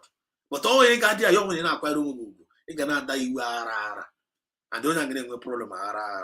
May never be our portion. Now this Biafra movement. He say, do you get a point now? Yeah. So in that relationship we find on email is an ability for we to study each other. Will help us a lot. When we know we know advice get an advice in your you pick your offense. So God see you know advice. God see you know advice because in your advice you pick your offense. Don't force yourself to be advising that person. Are we communicating here? God see you know we know advice, but all know we know advice. So we know they may appreciate. You continue, but you will go know advice. And you got any issues. That's what I say. In all that get wisdom, get understanding. I don't know the most principal things, but all look somehow. You know that now. They buy some of our people actual message here. The message here na bakase now. The message here they would tell her. More na do why? On and they buy like is in your mark organism. On how choose in your mark or was beginning there. On how choose in your mark. Then on and they buy choose in your mark. Why are they talking about Biafra? Why do they want to Biafra? Biafra represent in your mark. Biafra represent in your mark. So when Biafra represent in your mark, then I need preaching in game. We went in your mark. Why would you was he? Why would you assist on your house? And why the person did not show that in your mark? We need to reason like that. They mean kita na one. That they mean about boot. I don't have a jizaka na about boot. So now, but you also and Hannah but not chokonya na echichojo, and they cannot do without echichojo. They cannot live without echichojo. They cannot live without arwala. Arwala they have joy. And they make joy here arwala. That is the reason why the message is abakase now. But the iman in arwala, and each other they reap good. How can you be sowing on the evil? How can somebody be sowing an evil seed and the person gonna mess with not reap good? It doesn't work that way. It doesn't work that way. And when we gonna put you in evil acts, and when we gonna put you in evil work, then you need to put in evil work. You need to put in evil acts. Then you are expecting you to put in that evil act. Good. Who does that? Who does that? Imagine a kumpuro. Everybody got a kumpuro kujo. Everybody got a Ghana department that I kumpuro kujo dia. Gaga another department that kumpuro kujo dia. Gaga even the man in the brokers. Gaga kumpuro kujo dia. Gaga even the fundraising. Gaga kumpuro kujo dia. Gaga. Then you are claiming that you are Biafra. Then the kuchampuro joni now. Gaga expect to kucha the muroja. People are being respect. Gaga expect to kuchampuro jan. People are going to go. Gaga me kuchampuro jan. People are now praising it. Who does that, man? Who does that? Let us be telling ourselves the truth. So a bad workman always quarrel with his tools. Check out hands are quarrel. Check here among themselves. They are not quarreling among themselves. Because they only do with their tools, awkward themselves. They quarrel with their tools. Because whenever you try to come and they wanted to come and lay down an evil act, even among us. But then when the spirit in our guide this movement, when a being, when spirit in our guide this movement, that they can never allow them to penetrate. You will allow them to try, but whenever you try them, on has up. A bad man, workman, always quarrel with the tools. So since you can buy room before you buy neighbor, they're going to now. Like for example, now, check this thing out. They're going to now. For example, let me use you as a reference. I always don't like even talking about this because I draw progressive. But I'm use it for a reference. For example, now I want to show you an example of what a bad workman always look like. Let me show you now. Look at this program. Watch out.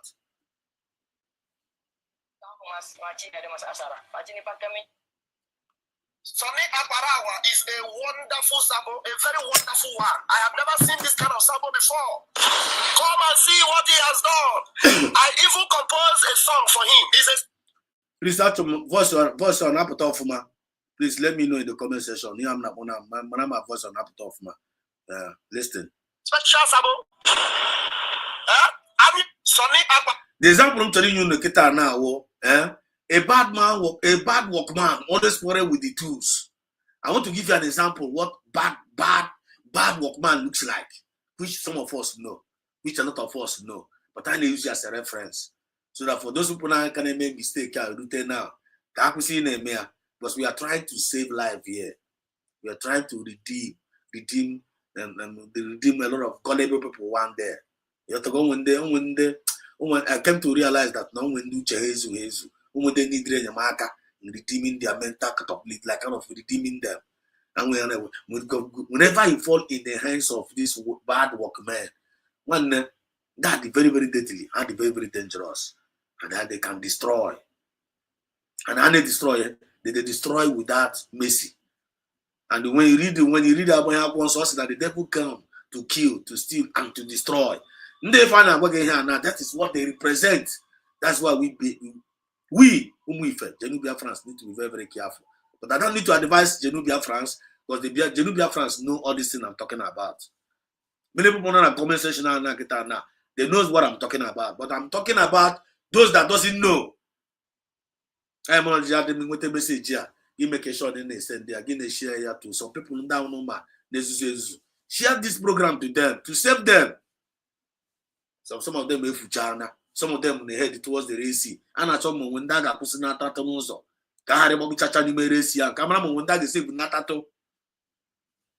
And they need to appreciate this our effort.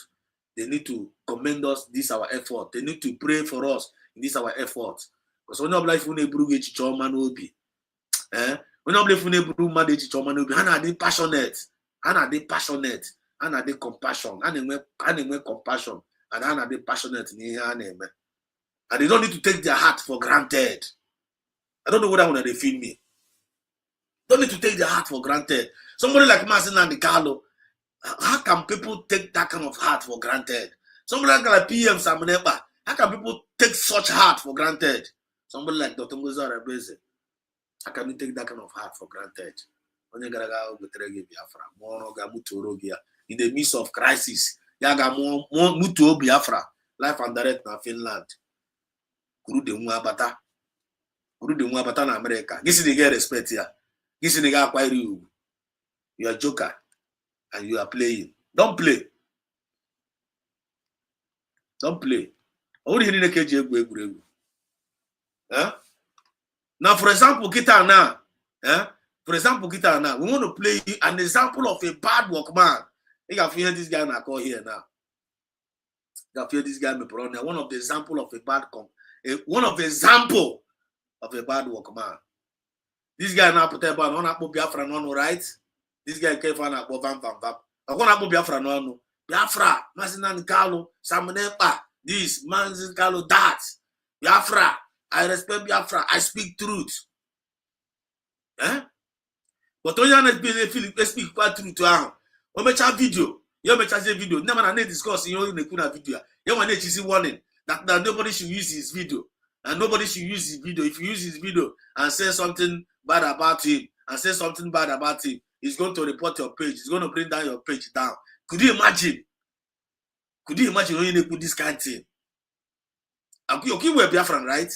You are Biafran, you make broadcast. People must talk about you. People must talk about you, whether you do good or you do bad. People will talk about you. Masina nkalo people na tu makayanwa. When you na before ya, when you masina nkalo gara report on page ya. When you masina nkalo for court. Okay, which again no forever. People are entitled in their own opinion. Then you say that you are number. This guy said that he's a Biafran, and all the claim no one chinekena. When you talk about a program, okay, my program, you can make a program go viral. Never not okay, you got a program go viral. If you catch you, he's going to bring down your page. Then you see the evil heart when you're angry. You see the kind of evil heart over there. Which means no more be your casos page yadre, casos or no nanya genekuma Biafra. Can those on a gesieke? Or chonko rise ya. Do you see how evil they are? As by their fruit, you shall know them. By the words of their mouth, they are justified. By the words of our mouth, we are condemned. Now, listen to this guy. Listen to him. The kind of heart hungry. And they can get this kind of individuals. Listen. Sonny Akbarawa is a wonderful sabo, a very wonderful one. I have never seen this kind of sabo before. Come and see what he has done. I even composed a song for him. It's a special sabo. Amiabet Achibong, aka Sonny Akbarawa, is a very special and unique sabo. Come and see what Akbarawa has done. He has feet inside the church. He has feet inside the church. Galilee Akbarawa, baby. On you see me moloka. That's also one Akbarawa they do. That's also one Akbarawa they do. That's also one Akbarawa they do. That's also one Akbarawa they do. The sheet for George is under the place. That's also one Akbarawa they do. He has done it again. He has done it again. Hey! Now you see, the other day, sorry. One look, couldn't lie, I couldn't funa about the guy. We ain't for there. We ain't for there. Huh? What do you see? What do you hear? What do you feel? This is an example of a bad workman. Always quarrel with their tools. And then they can quarrel now with now. Remember, they were attacking the Tongues before, right? All of them ganged up. Him, the same Parawa, my Hogan Kero, all of them, they were all in the same shoe, fighting USB. They were fighting USB, right? And they are Workman. They are Workman. They're fighting USB. Now, what is happening now? It's now fighting, they are now fighting themselves. The same person now is now fighting his own colleague. Finland had conspired together to bring down the government. It didn't work out with them in the Finland. The same people now is now fighting, exposing their own colleague. What does that tell you? If not, she may be the guy.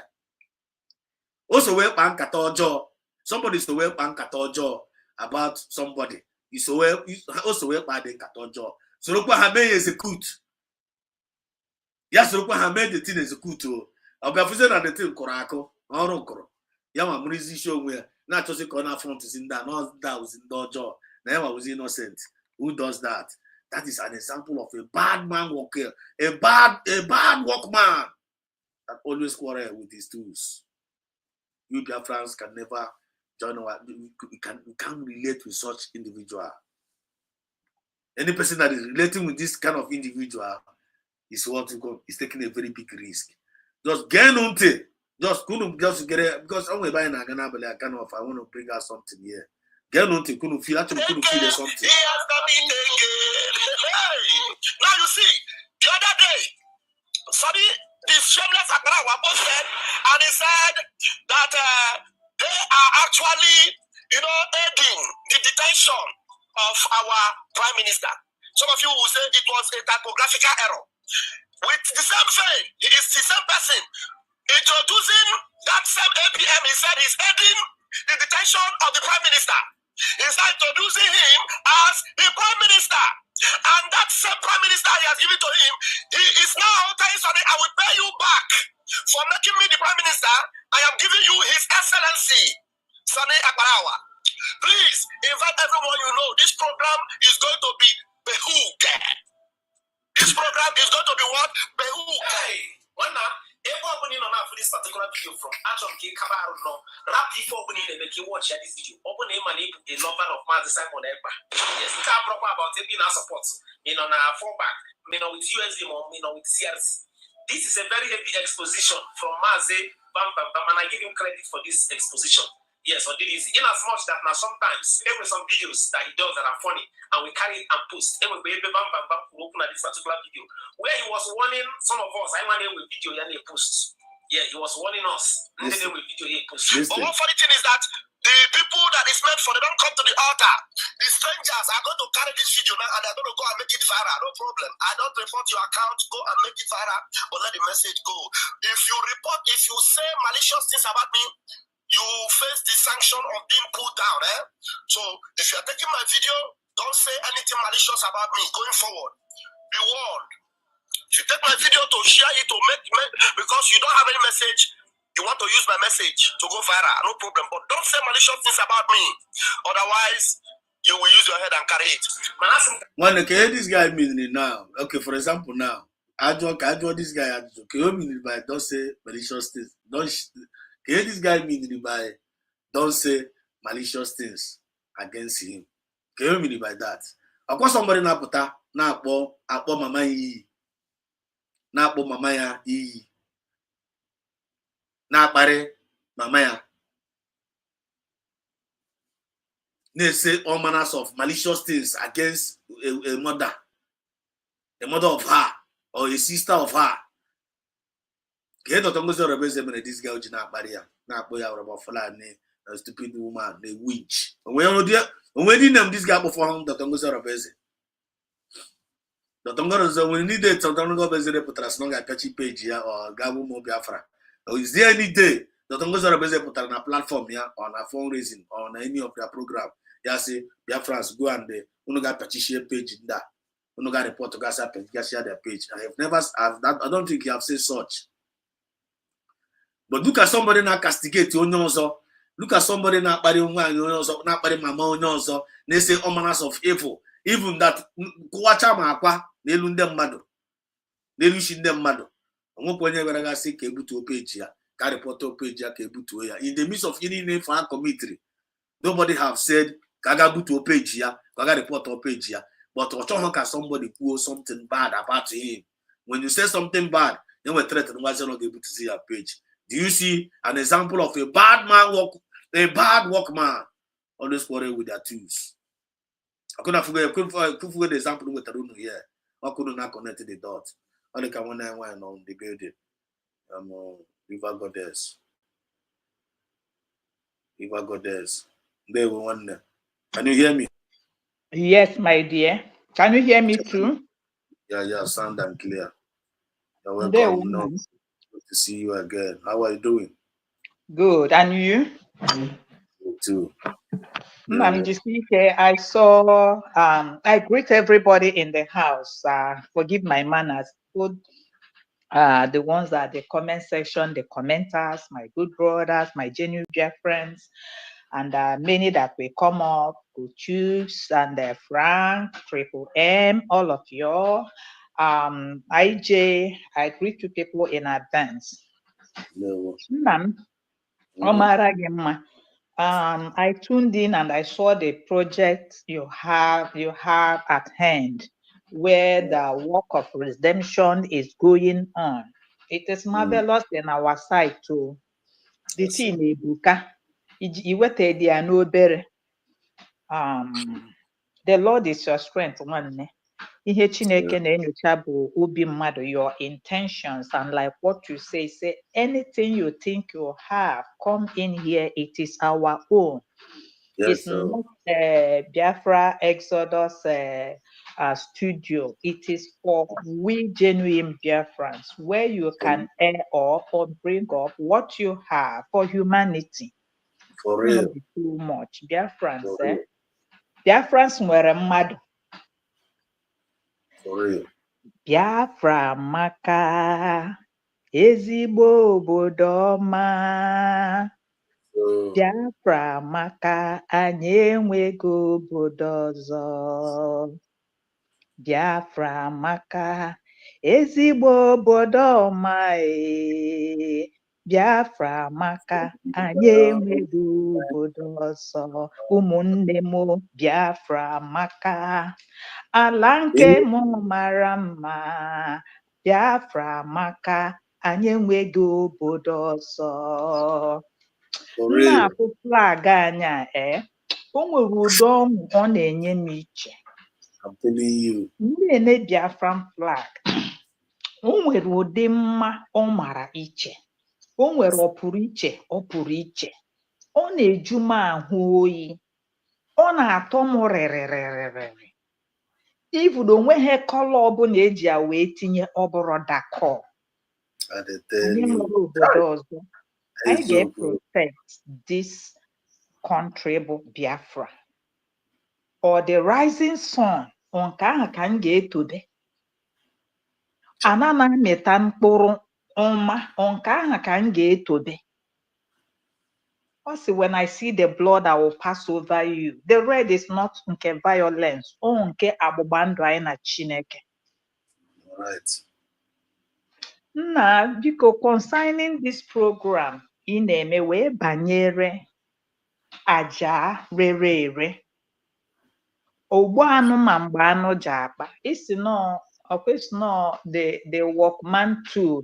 Ka echi isi sụdịa ya. A bad workman always quarrel with his tools. A bad workman always quarrel with his tools. Exactly.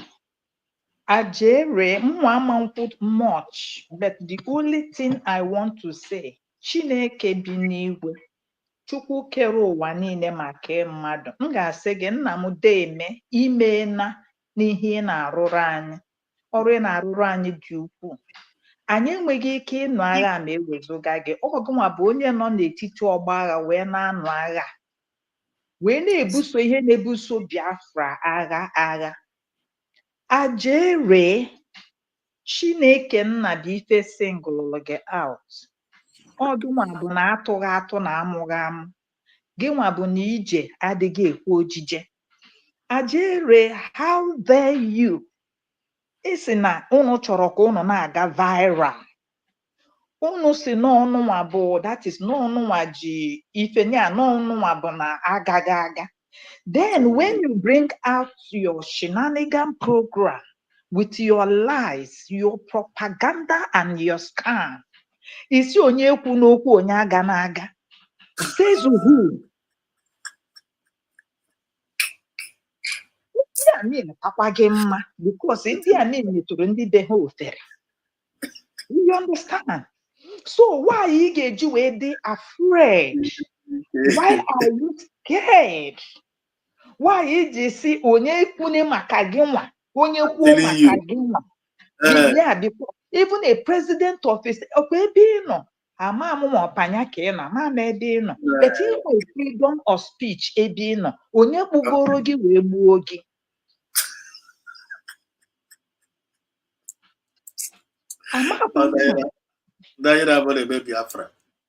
Amakwa mma ụbụrụ gị ọkazukwara oke. Isi data onye were program gị wee mee program, ịpịatuo platform ya. Biafrans unu anụgonunu, ofu onye agha esila ọra, mana ọra siela ofu onye ịmago oricha mechapụ aka. Ebe ahụ ị nwere the intention na ife a ka ị eme, nwanne, before ime ife ahụ, nke gị ya adịkwa, nke gị ya aka njọ maka na mpịatụ. Then i wee na-enye ndị mmadụ ultimatum na onye were program, onye were ihe iwepụtara, and ihe a niile iwepụtara bụ ngwa agha ịchịkọwachara, ndị ọgụnwa bụ onye planara ihe ndị a niile. Iwepụtazi akịta wee na-agwaza ya na ọ gịnwa bụ the best. And where were you when you were plotting this evil? And him and other that's why eji wee dey scared. We si mmadụ ejikwe na program gị wee mee program. Ma nke imelu si na Maazị Simon Ekpa na Biafra ga-eri isi ya. Ọnwụkwụma bụ onye kwuru ya. Why don't you want people to analyze what you said? I don't know. But on the man analyze nke onye ọzọ. On the man analyze nke onye ọzọ. Analyze nke onye ọzọ. Okay. Ngozi Orabaeze. Unu kparigide Ngozi Orabaeze, kparịa di ya, kparịa ụmụ ya, kparịkwuo nwa ya, grandchildren ya. Unu gakwuru ga metụ dị aka. Ajere remember ka m sụọ ya n'asụsụ be anyị. Mgbe anyị ji wee tibe na-asị gị na ife imele adịrọ mma. Amara mma vidiyo ahụ mi bring the gear down. Ebe isi na Ngozi Orabaeze n'ụchụ ya agba ya ajọ mmụọ na ọ bụrụ ya nwa. Na ife o ji bụrụ nwaanyị ga-ele ele na-esi usi na di ya. So what kind of word is that? Ka m dobirigo di ya ebe a.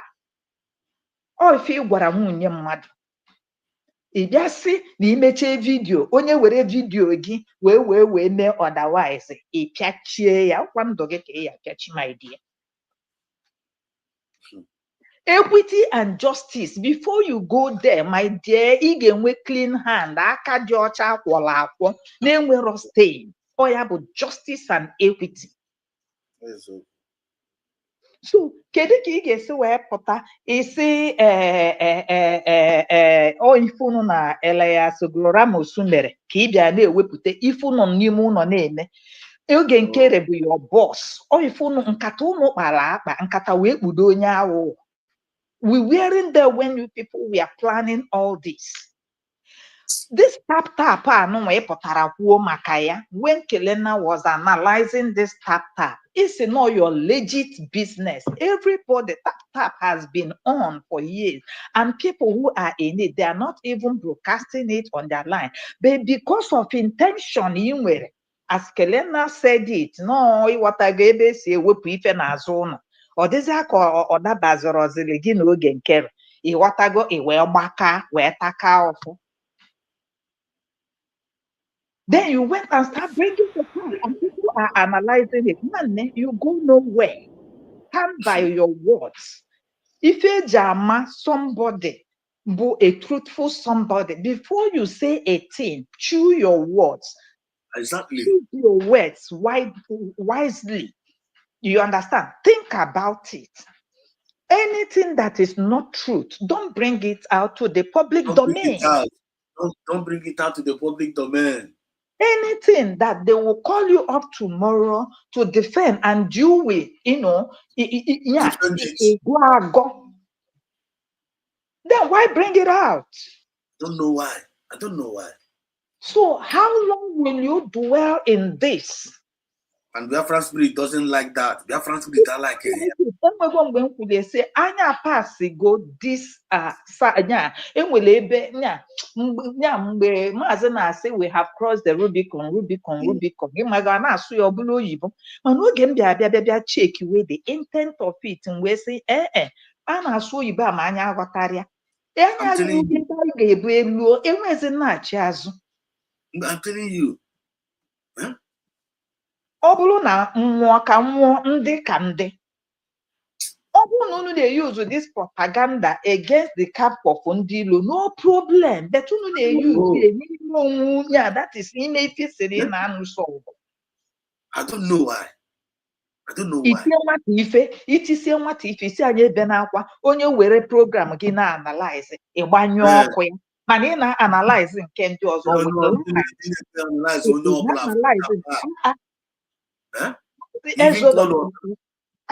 Mazi Exodus will come out now and make a program. You will not analyze that program the way Mazi Exodus made the program on internet. Onye ọbụla na-afụ ijeje welu nnu tinye ose tinye abịaza ka analyze that isi onye mekwa na analyze, then you better get inside my dear brother.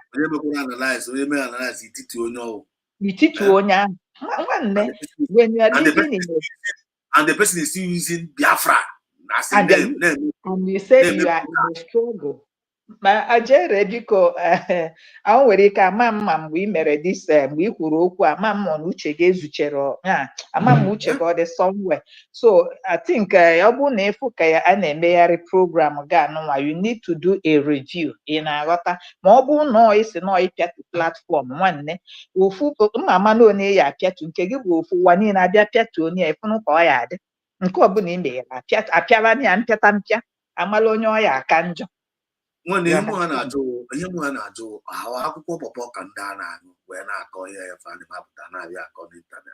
I just don't get it. Ebe ka conscience ndị ahụ ọ bụrụ akwụkwọ pọpọ amam Maazị Exodus abịa n'Igbo enwere ife ọ na-abụ mmadụ megide asị gị meluje ama m enunugo that word inunugo asụsụ anya ndị Igbo asị gị meluje ya gị melu na-eje enwekwene nkwụsị.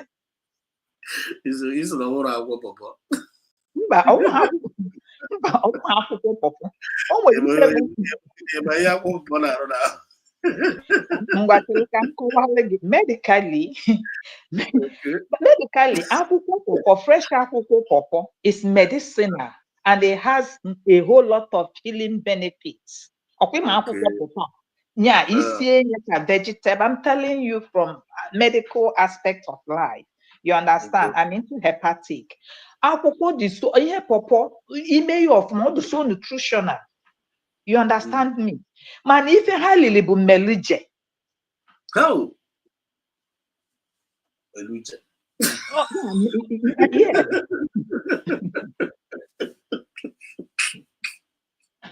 Well, all of that I meluje.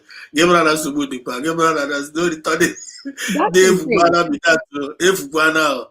That meluje or less kwa Chineke mekwara ha ebere enwe ha na-akpọ true repentance from ya n'ime mkpu ala obi gị mara say yes na enwe something that is propelling me. That is it. But as long as that genuine repentance meluje jọgburu onye meluje adị ezu ike. I'm telling you. Hey, on network bro. Iporapo. Chai na ke network mere ya. Network ekikugo our sister out go ke kuno chai mba sister bia iji ezigbote point ebe ahụ. This is very very educative iji okwu. Achịkwa back. Sister we go achịkwa click on the link batakwa back iji ezigbote point here. Kefuru ya ụmụ Biafra. Yotago. Kefuru ya. Because when you begin to analyze these people, and they men analyze. A bad workman always quarrel with the tools. These people, are very, very evil. Hard and heartless. Conscience are not and they are in this Biafra movement. They are in this the shameless, and they are in this Biafra movement. Kagobi. Not one of this Biafra movement with this kind of evil heart. My sister, you're welcome back. Sorry, my dear. On the network, ife na enye mmadụ nsogbu. So, like as you were saying it, onye na-abụrụ a good workman, ọ pụta sị na ngwongwo ya ji arụ ọrụ na ọnya nwa bụ ije kuli ajọ chi na ya rụrụ ezigbote ọrụ. Before i wee jee ịlụ ọrụ, ọ na-eche ekere your tools wee jee ịlụ ọrụ. After you have a contract, you understand? Okay, then it's on contract and you did not check your tools because your tools is what is your life and all in a jail. Open you check your tools say men again embarrass. Oh. So will you blame your tools? No, you will blame yourself. That's the message. Don't need to blame the tools, blame yourself. And then blame Harry. If you want to such as a blame on your onwekwa onye obi dị mma ọkwa anyị nọ na-ekwu now what Dr. Ngozi Orabaeze tweeted about sanction. You understand? Ọkwa ifo ka Ngozi Orabaeze si wee tweet enye say America is about to TO is about to sanction ndị green white green is about to sanction in Finland. But Sonia Akparawa, because these two brothers, these two friends, bird of the same feather, they can kettle nature report on acquire black. Imagine. Then Sonia Akparawa, we be a tweet nke we say, like, oh, one adekwana no Chineke nna. Asim chukwu meziala anya ebere. Sonia Akparawa we say, na gazette from this point, this news, when you go back to it, Sonia Akparawa say, unu bụ ndị fall back, fall deep, and fall asleep. Wee na-asị unu ka unu wee weta ego na Saturday. Nọọ ọlụfa na-alụ, ya nwa na master ya na-alụ. Nọọ ya nwa bụ ihe wetara about this sanction. Na sanction go ha already. Ama megara through that na Twitter. Ifụrụ ya? Chineke onye pụrụ ihe niile. Ọkwa ifo Sonia Akparawa bụ nnọọ Sonia Akparawa. That guy was criminal. You understand? So that COS, yeah, working from office to office. Even obodo ibano, if any na process or wire. And where if make it on a gradual process. Exactly. You understand? From this stage to this stage, from this stage to this stage. But Algeria fugo that onwezi ebe ọkwa akwụ na-egekwentị fall back ka ha bubu. Ha fall back, ha fall deep.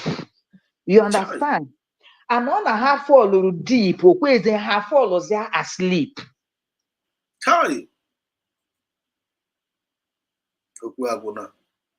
So ụka agwụla ntọrọ. So assuming there is no oh God. Oh my God. Well, the Kenya is itself. It's wrong with it. Ụka agwụla ntọrọ. Gate agwụla. Ọgwụla. Kenya is Menuche. Mereje wa ndị. Yes. Mgbe ọbụla mmadụ sị mereje, ọ bụrụ na ihe ọma, o mean that keep on doing good. Asịzi aga mereje n'ihe ọjọọ, Chineke ekwukwana. Every moment onye ahụ na ife ọjọọ ka ọ ga na-eme. Exactly. When you also na-arụ, we take it there since January until now. When you also na-arụ ọjọọ ka a na-arụ. And Biafrans, Ajere na group, all the saboteurs in this movement. Unu ga-ama na onwere onye obi dị mma. Everybody is on her knees. Mi kwetere na Chukwudi mana ị kwetere na Chukwudi. Uruge everybody na-arụ. Any moment mmadụ nọ, onye ọbụla debezile na-ayọ Chineke ịnọkwa ome. Chineke nyere anyị aka, Chineke zọpụta anyị, Chineke kafara bụrụ ndị na-ese echi anyị azụ. O nwere ọzọ onye akpọrọ ọzọ Chineke n'ọnụ na. And if abụ your heart that you are pouring out to the unseen being, because we have no strength of our own anymore. You understand? So everybody is tired, and that's what makes God who He is.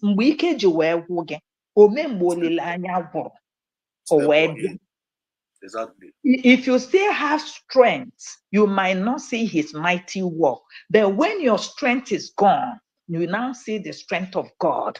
And the man give rest. Give peace. Wonderful, wonderful, wonderful, wonderful. That is it. That's the era we are. Enwero mkpụrụ granọt, enwero mkpụrụ agidi, onwere ife ọbụla nwe.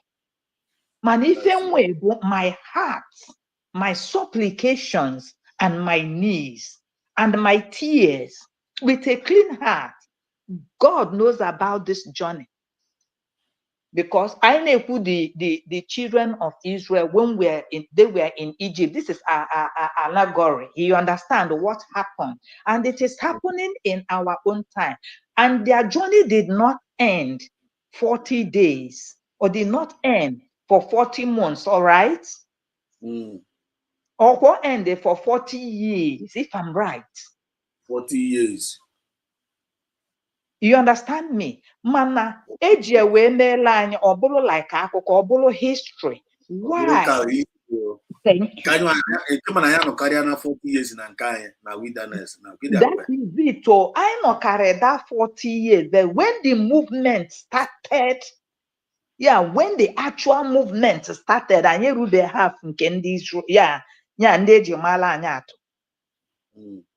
you understand? Because during their own time, they were in Egypt. They were Ndoru. Look, I see where not Ndoru, na candy green and white, right? I now swear to day. Ịghọtago onye mee asị ekwu n'okwu ọ ga-adị mma anyị wee megidie during Ojukwu until this man Maazị Nnamdi Kanu wee pụtazie Moses wee sị mba anya anọgo na this is ude let's start making movements. Exactly. That is the Exodus which you answered, the movement of Jah people. That was when the movement started, and they could not stop this movement. Movement, you understand? Will take another shape. Simon, movement, will take another dimension. Abiaza with Ngozo Arabeze. Ngozo Arabeze, Weboza Bermuda Triangle. Exactly. You understand? The Bermuda Triangle, no object comes around that can survive it or magnet. So all these things that is coming near Bermuda Triangle are and they fall back, fall deep, and fall asleep. The rainbow gangsters, all of them. The Bermuda Triangle is not what they can approach. You understand? So, my dear brother, Jisike Ajere in a memetri, analyze the way you are analyzing others. You understand? Again, no less more on Facebook. You understand? As long as the name of I am a weputie, mandiochi, mandiofu. Because you know that the character you played is not good. It's very, very bad character. So the character you played is not good. In Nollywood, film when I was a little child, you understand? That film is still there. Or we meet where you play choir. That is Nollywood. So you cannot catastrophe film either wherever he see on your play when a film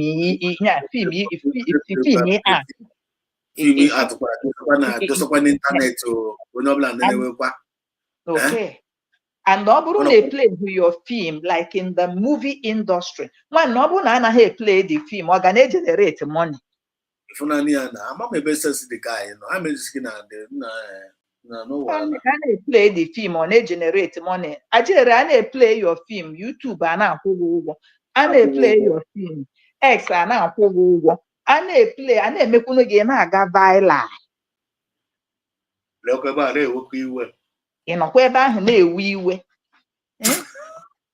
No,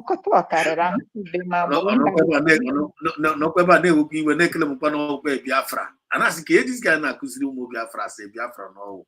This guy na Baba now. One Kusiru Biafra. This guy is not teaching Biafrans moral decency. We are aware. This guy had no self-discipline. Kuziri Gvanabo Amobiara. Kuziri. If you don't believe them, you join them. You understand? So I before na Kuziri. Where the money has to know where belly face, where money day, the belly face there. And the kita kaungotara like when Mazi Simon Ekpa was telling us, you will be in Osno, you will be in Biafra land. Osno, you will wake up and because Osno, you will wake up and see yourself in Biafra. That is, you already. I've forgotten that. I've forgotten. You will be sleeping in Biafra, whereas you will not even know that you have already entered Biafra. Thank you. That is what is happening now. You understand? Ụfọdụ n'ime anyị amabeghị na anyị nọdụ n'ime Biafra. Maka na ụfọdụ sị na aka ga-declare ya na declare these are the dreamers that are still dreaming. These are the dreamers that are taking you back to Egypt. These are the dreamers that said, why is not I prefer where I am. The same story. Wow. The same story.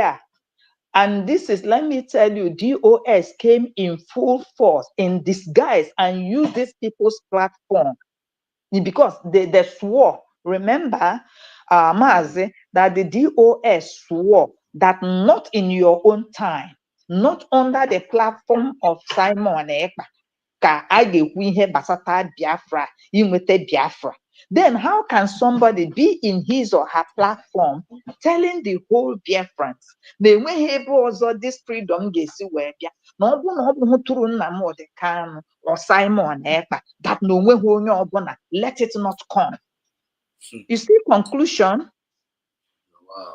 So what are you going to do with people with this kind of mindset? And some we are saying we cannot. We will wait for Master Simon Ekpa to come back. So the only thing, they didn't see this coming. The only thing that happened, Mazi, they thought that with their plan to take Master Simon Ekpa out of the way, you understand, we will remain stand still, no movement. Do you understand?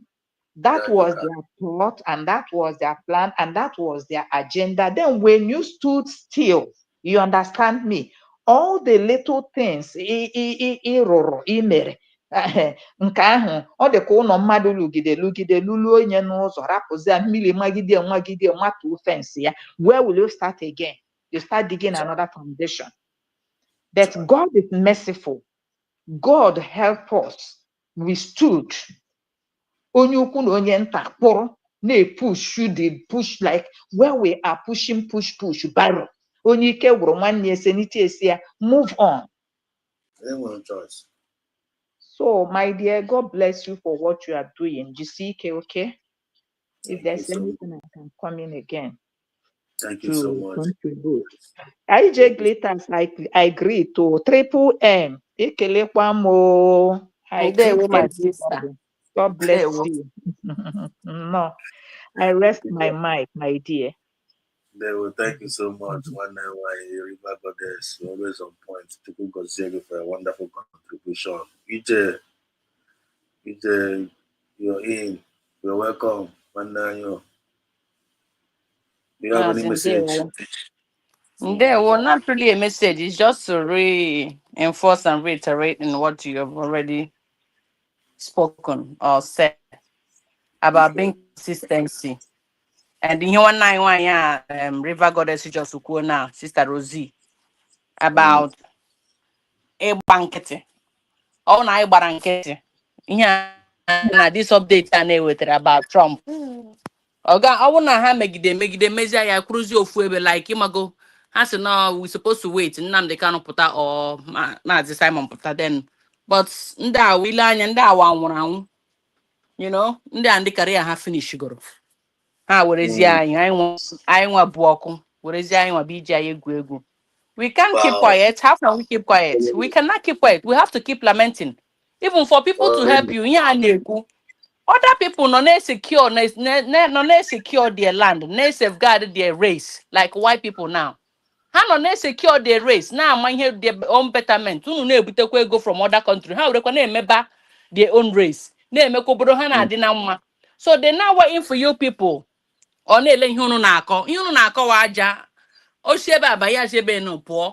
so you all go away, you need this stretch. Be consistent in what you're preaching. Be consistent in what you need. When you lament, then other people what do they want? How may we help you guys? That's how it goes. But Simon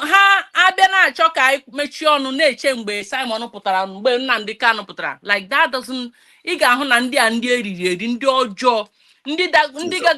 peanuts and sell their soul. And they expect us no one at the same make one line at the same. No, we have to we have to defend ourselves. We have to protect for ourselves. We have to speak for ourselves. We're not gonna align with garbage. So ọkwa na maka ihe m ji ekwu some of ihe a na-ekwu maka ndị na-ekwu okwu unity. Ọkwa ma unity a ọkwa ma ọrụkwa ma nke ka anyị bịa negotiate with ndị anyị magoro confirm that they've sold their soul. But Ka anyị bịakwa I budachiwa wouldn't ya down. azụ. I wouldn't It's down. not gonna work. It's not gonna happen. I wouldn't down. Unity ambassador down. They're Right. not Right. they're not the same USB. They're not with USB. Okay. But in case Mandi Boronwa have fall back, Mandi Boronwa all sort of names. Hacho unity, then Hacho was here the light. The light is the United States of Biafran government. USB. They should follow suit. Right. They should follow suit. We're not going back to negotiate or start talking in our Konabandazu in the name of I natural peace or I natural unite. We've already united. Don't we if I unite to go? So unde on a dark or unde further back. Hacho was here light no. We will always welcome them. Of course. They are Biafran, but they are bad eggs. They are rotten. So if they come genuinely, they are rotten egg. We know that. So we know how to start. Rotten egg, you have to separate it to fresh egg. So we know how to eliminate and wash and clean and all process now. Again, you bishi. Just join na ebe ndị clean no. Mba na nyola ga-agbara gị ọsọ na. Oh nwayọ. You know what I'm saying? Oh nwayọ. So ihe amachakwa. Also,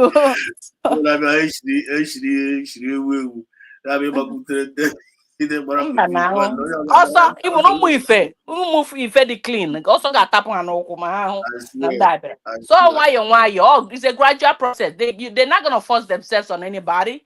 It's just a process. You know what I'm saying? It's gonna be a process. But just to let you guys, I will move phobia docha. We are clean. I can open to everybody. But here, men, we are being careful. You people not gonna drag us to your mud. So also no agano nime mud unu gurucha mbike gurunu. Then you join the light. You join unu gan sasa show una ho. Show ebe ndi di clean no. So but we're not gonna let you guys drag us to your mud in the name of I natural unity or in the name of So with that being said, we have to be consistent in ihe na-eme. Okwu onye ọbụla ma ebe eziokwu oziọma na-ezi onye ọbụla kwudochie ike there n'ezi ya. You know, we are progressing. We're not gonna look back. Confirm. Oh yeah, come welite olu. Confirm. Oh yeah. The message bara. The well registered. In the next 10 years, for self, now Abago. Yotago, when you got mob down by Quarrel self, I got no one you by so time. In my name, and them out the name, a man name by the register. And they register the word, they register the legacy, they register the principle, they register the mandate. And man, I'm not the thing who divinely. Our voice, if we find the Puya Katana, it represents life. You, my dear, EJ, it represents life. It represents light. What represents for a light?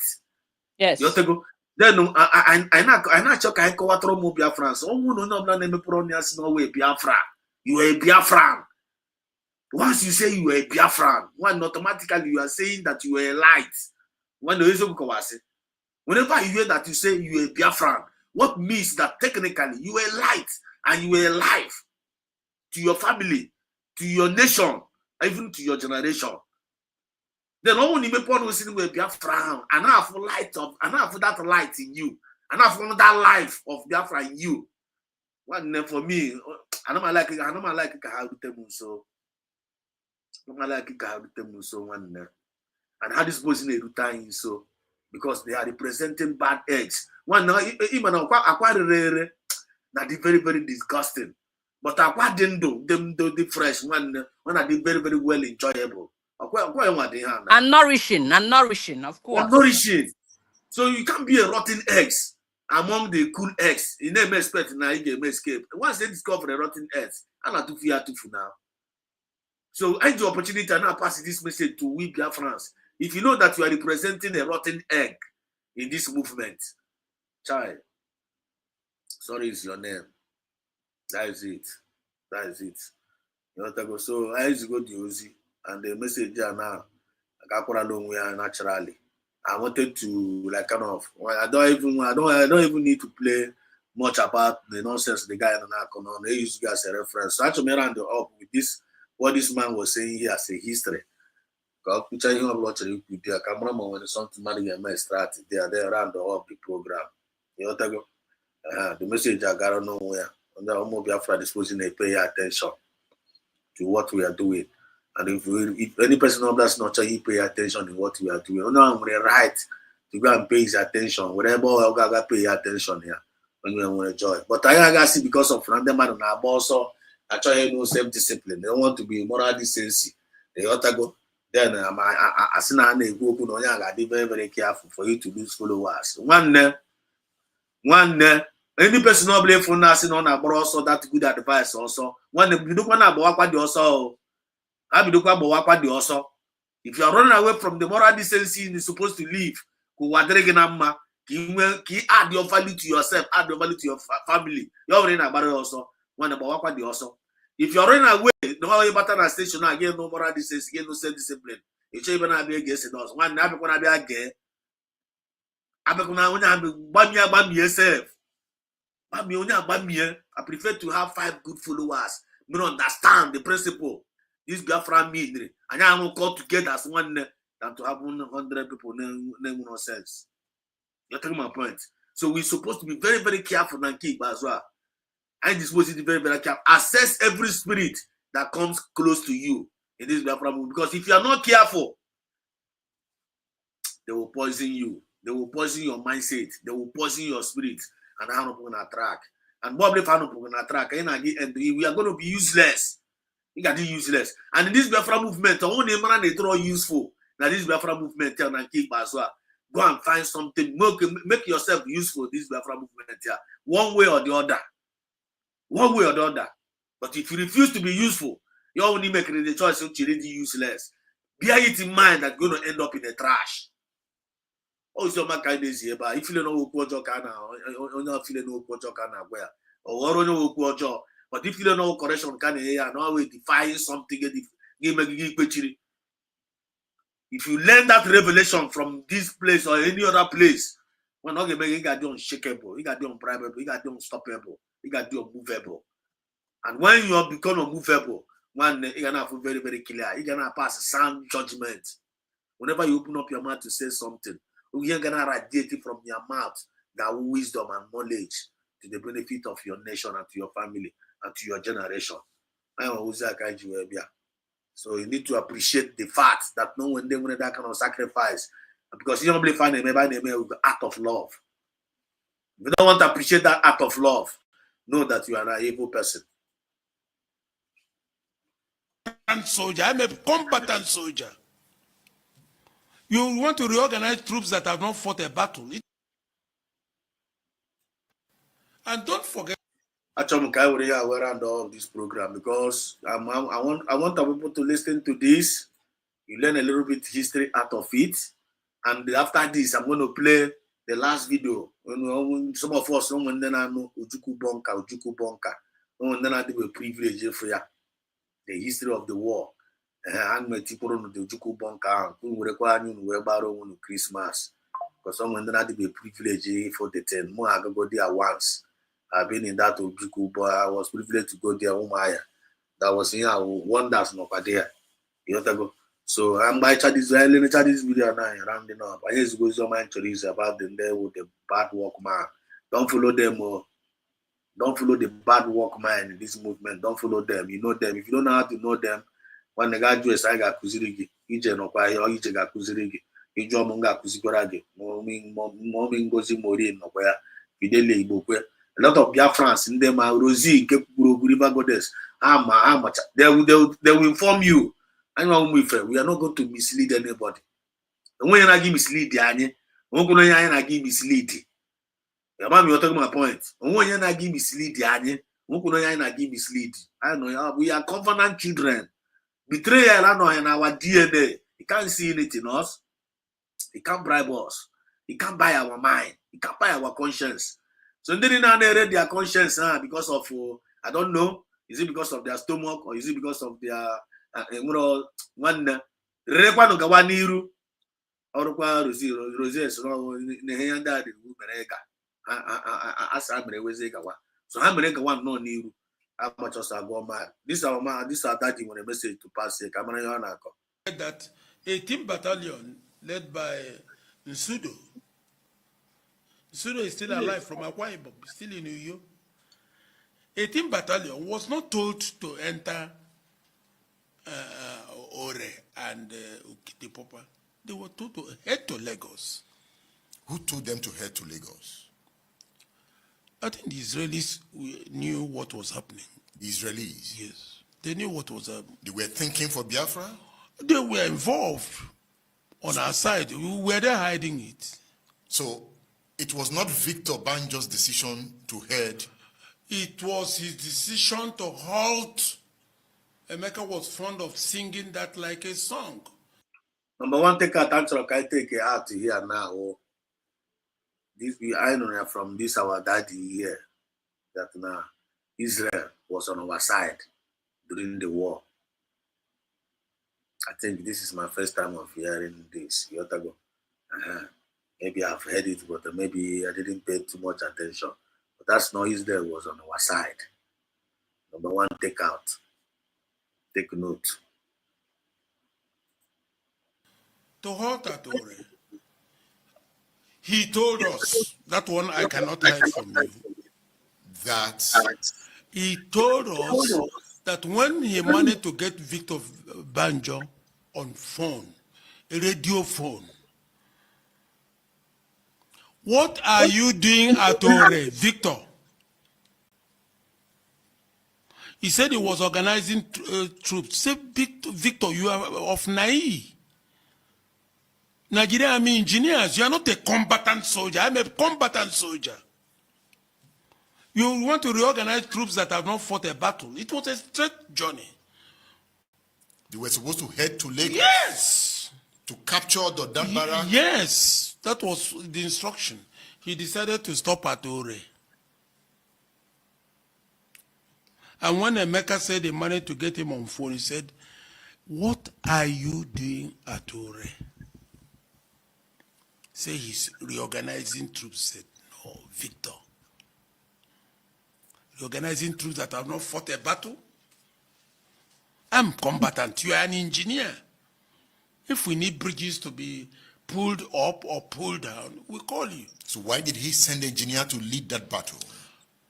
Because of his belief that we needed the Yoruba to understand that their own son was leading the, didn't call it battle, he called it an expeditionary force. To capture Lagos. That was it. So, at some point, Victor Banjo returned to Biafra. Yes.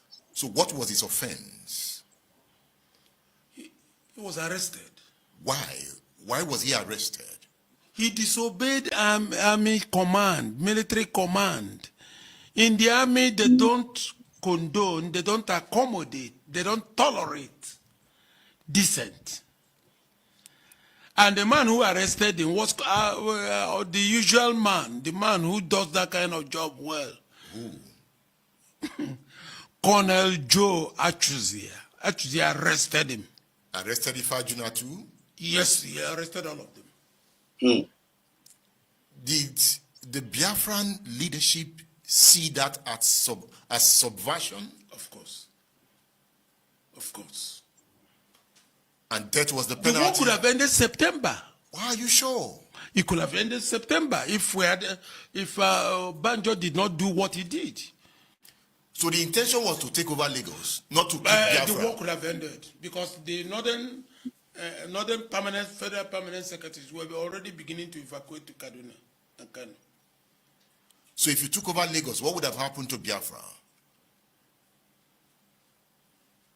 I think the Emeka's strategy then was to give Midwest to Midwesterners, give the West to Westerners. That will also, because don't forget that the crux of the anger in the East, the crux of the anger in the Eastern political leadership, the crux of the anger in Biafra was against the North. So at that point. But he did not consult Awolowo in that regard. I think he tried to establish contact with him. But do not forget, at that time, Awo had northern been troops released. were occupying Yoruba land. Yes. I hope you remember. Yes. Don't you think Victor Banjo was saying, no, this strategy is wrong. Ojukwu might want to capture my people and enslave them. I don't think so. I tried as much as possible, like you saw in the book, to avoid this kind of discussion because it's purely military. I talked about exile. I was more interested in exile. That's what the book represents. I know the book is about exile. Yes. But I have the opportunity to discuss with Ujuku's personal assistant that have written a book with a chapter, so many things are left unsaid. I will try to extract as much as I can. But let's come back to the exile. That's it. Yeah, this is part of the things that happened. This is a history. And this man is trying to refreshing the memories of people of what transpired at that particular time. And now here are we again. The same nation, we are still fighting to re-establish. And the opportunity has been given to us. The second chance has been given to us. And this national capital now is now in our hands. I know I get develop here. I know I can fight for it. I know I get defend there. I know I get my own issue. I know I will provide for it. I know I can nurture it. And we don't need to run away from that responsibility given to us. Because if we fail to deliver, our next generation will suffer. That now in our own time, we are not able to do something to save our next generation. I know in the nation building now, we are in a nation building. And everybody is supposed to know a nation building mindset. Nation building mindset. And you start it from your home. Start it from your home. As a family man, as a D, as a union, as a homo, as a gene. Everybody will behave when we are no loud. We don't go practice this Biafra. We don't know practice where, but I want to. But I chroka Biafra, I chroka future. We don't know practice where. We go do peace no logo. We go establish peace no longer. We go establish. We establish bagam no logo. We go peace no logo. Tigo the orderliness no logo. Bagam no logo. Do go the self. Tigo the discipline no logo. Bam. Check your mobile man. They behave well. My woman they behave. My dear they behave well. Ako is no logo no. Yotego. We are character, it is a good, it is a behave. It think it's only goodness no longer. But as in Euro, Biafra. Biafra, people that get wagent. Away behind it is scattered, the back on me gone. Look at two are bam to where they scattered. Go to where they scattered. Go to the scattered, go to somebody this scattered, make offer something good to you. It can't be any person this scattered mentally. They got this scattered spirit, got this scattered everywhere below the reach. What was a PR? People don't make you they're tattered. Now corona bago, you not condemn, Sonia Brawa, you not condemn Genkere. You not condemn for what? Are you not together? Are you not? You are part of the plan. You are part of the evil plan. You saw how we may execute. Why you getting on poem again? Why you getting on poem again? Who are you talking to? Who are you referring to? If you want to say something, say it the way it is. One day I was part of this evil plan. You Korea with Ogen Kere. This way mayor. This way Ruala, but in the matter is you man Ruala Kanaro. Because no more Biafra Baranamo. The time I was telling you people that if you follow Ogen Kere, I didn't know that Ogen Kere is a bad man. I didn't know that Ogen Kere is an evil man. I thought he had a very good agenda. I didn't know, but I was part of the evil plan. I even followed and executed it with them. I'm talking about go mo Biafra so good. Biafra say na gegente. Oh, you begin na Biafra pusi o nga aropo. we begin a be arupu onwe ga arupu from aru ali so we ruo. Then umu Biafra na asị nwanne ebe kwene ke aga. You are part of this thing. You so we ruo the aru ala. Ihe masị ga agozo mu Biafra wo. Onye obla using video go kwe something against you. Then I give page page onye Chineke na akpọ ogo ọkụ dia bam bam bam. Bam bam bam, you a cuss man. You will go nyaburu ọnụ. So that influence in nature when any day you think any evil against any genuine Biafran, man ọkụ ga-agba gị n'ahụ. Ọkụ ga-agba gị n'ahụ. You don't even know what you're putting yourself into. Stop disgracing yourself on the internet. You don't want to listen. Stop posting nuisance on the internet. You don't want to listen. When nobody cares about that, Biafran doesn't care about that your position. You want to disgrace Ogen and Sana Parawa. For what? You are part of them. Eba you rogen kere ka agu nyerege. Onwe he ga kono wa bam bam bam. Umu Biafra no pugo from Ogen kere. Separate take from Ogen kere. Onwe he na kono wa. Nwanne ebo obulo Ogen kere no e no there. Unu na apo unu so we ruo da aru ala. So you don't try to come and play all this kind of shenanigans to Biafra. Ichira ma game unu na ako. Ichira ma game unu na Sana Parawa na ako. You know all this game, nonsense game on Nako. Condemn Briggy, condemn come and get your money. I'm going to now. You divide the show one, disguise show one. When the non aside this CRC, and Kawa, even Kawano, Kaina Kogono, Kaina Konana Kongo, so that the international community will say these people are not serious. It's not what you guys are doing. Is that not what you guys are doing? I'm going to name. People she want to be talking nonsense. So now Parawa condemn me, make her condemn me. Talk nonsense about me. Let us just be talking nonsense about ourselves, so that people will not take us serious anymore. So that the aim of destroying that freedom will still be achieved. Man, you will be late. You will be late. People came late because you don't even know what you are in for. You got to hear what the meaning of this Biafra we are fighting for. Unu ga say this Biafra no na chi bring it down. Unu ge many ihe dị na ya. Unu ge many ihe dị na ya to bring the Biafra down. You get many ihe dị na ya. So stop wasting your time. Man, stop wasting your time. You must come out plain. You must come out plain. You were a bad workman. You were a bad workman, and you know it. You were a bad workman, and you know it. In case you don't feel Biafra Unite, faceless, you are a bad workman and you know it. When you are a bad workman and you know it. So now, Brawa, you will not jaw and you know it.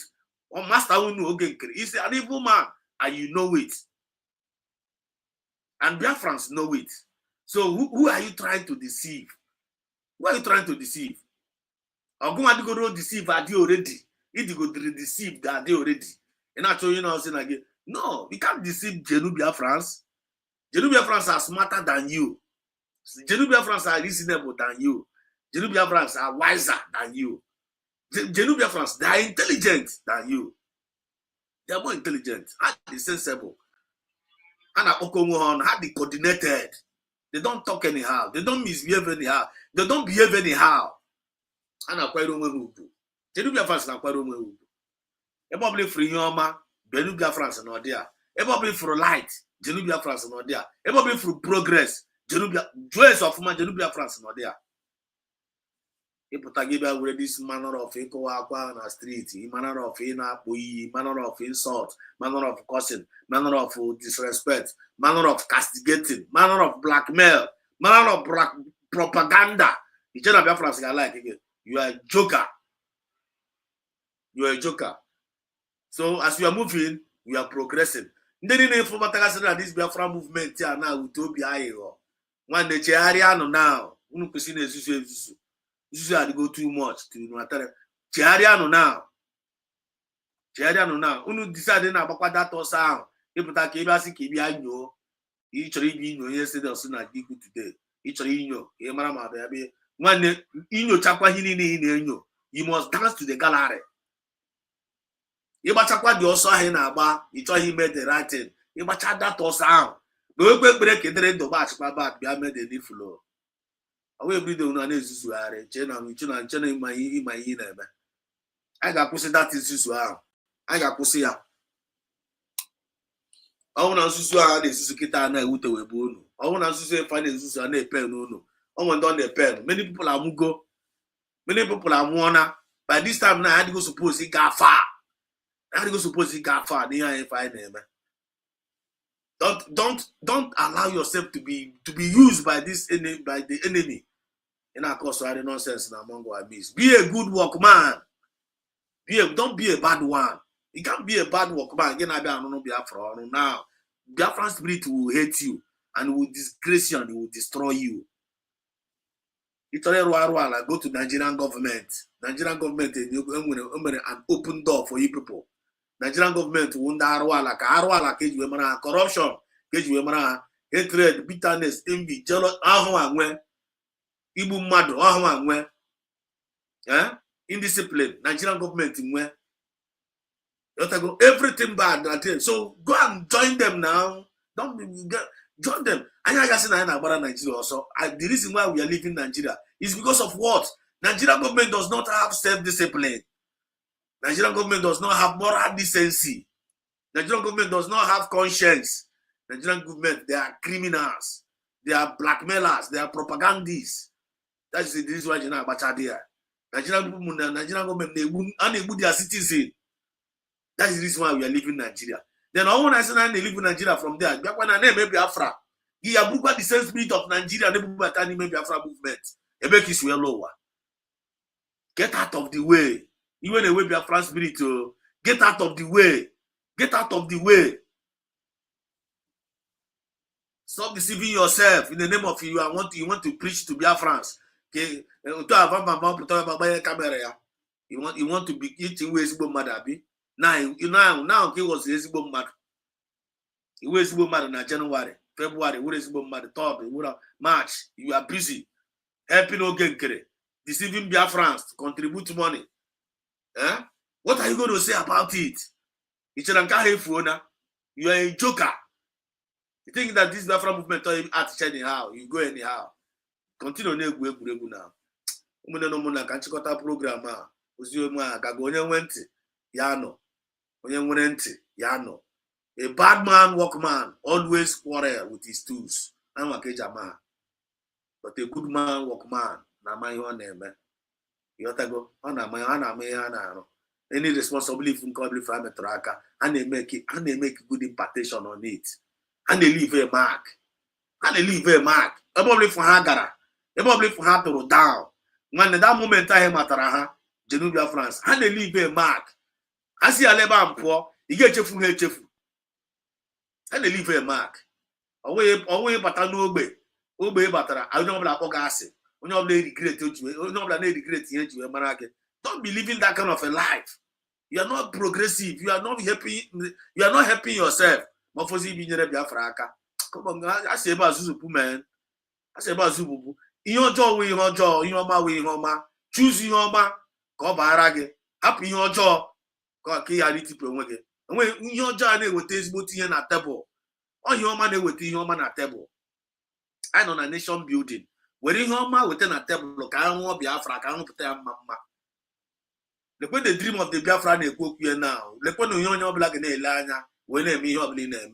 The one in a picture, what are you going to do to make Biafra look like this? What is your own quota to contribute to make Biafra look like this? Can you each other know I'm towards each other? Where I have this visionary finding and I get another different thing. Are we stupid? I have visionary to look at this beautiful vision. When I'm disposing of bread, not what I bread on Maramba, and things are name. In a baby, in a contribute, chic, in a toaster, I know get all hands on the decks. All hands must be on the decks under one government. Then another answer actually is so happen I can where, but to have Jesus when that thing we are not going to allow them how we use our territory. Onye ọbụla chere echiche ọjọọ ga-efinish onye ahụ. Onye ọbụla chọrọ ka enwe onye ahụ ga-anwụ. Ị na-agụ ya ka ọfọ. Ị na-arụ ọrụ ị na-arụ ya na-arụ Chineke na afọ mụ amara. Anyị nwe ozi ọma isi ka anyị wetakwara unu ya na mgbede a. Nwanne onye nụ Yakaribe. Ororo share the program, share. And in a share joyfully, willingly. Abana be share one abakasege. In a share this after all. Exodus, okay, when you're Exodus, one day work back in the Jeremo. One kid in Jeremo, Kai from my Jacob and your Chukuna and Yana Naka. God did help on each and every one of us. Chukuna and Yanka can Jeremo. Can they return my quota for your own good? So I know it was the program who problem to you. Atusakwana, jide atusakwana. I don't like it. Don't like it. I'm a nigga like where. I'm a nigga atusakwana. Uzoma must be preached, and Uzoma must go viral one way or the other. So in our boss, in our him with boom mother, in our boss, here is boom mother. When the brother talks about no call more. Okay, I had this. What is the problem? Look at our vision here. Look at our vision here. Let all eyes be on this vision. Bring it on the table. Can I not put out with that? Not put out, mama. You must put it in our hand and our resources. Marking out the glory of Biafra. I leave it there for now. So couldn't go free anymore. I'm a man of my integritas. I used to there. You want to say something? They were mazi. Okay, please. You want to say something? Equal ihe niile now. Eventually equal kuwebe ihe a igosiri. That's our old Nayano Nepu about Biafran war. I've been about the war and the consequences. Why Ojukwu executed somebody or Banjo. So unu lanya ihe that man no na-ekwu. Unu lanya unu ga-ahụ that those days ndị ahụ the radical had a radical that they are they hang with a self-discipline. Ha anaghị egwu egwu. Gịnị ka onye mere execute gịnị ka o mere just because o refuse to follow an order, right? Ma ọ ka fọkwa ụmụ anwụnta juru unu na-akọ eri. Ụjọ atụ ha ga were whole over 80 million people ihe redeclare bịa were na were menye ihe egwuregwu na social media. Ada dị ọra mma nọrọ na-akọ eri nwaanyị ara na-agbanaga aga esiki medical attention. Were ụmụ Biafra na-eti egwu. So ọgụ unu wee hụ ụwa ugbu a turn go to maybe this is 21st century. So everybody's like cordial and trying to do follow like act like political correctness and all that. During those days, gime kpararam agbatuo gi because all ihe dissolve. Onye odindi na-akpọ agwa all execution all ihe na-eme ha. Ndị ụmụ ndị a na-ebegharị na-efegharị somebody like Ikenga uru agụ cause na ahịa ogene na-ezuzugharị all over the world. All ihe odindi all ihe na-eme ha. Ma dasabo Chiamaka jere oge nkere ụmụ ndị na-eme ụmụ ndị ihe a na-eme ha. Ogologo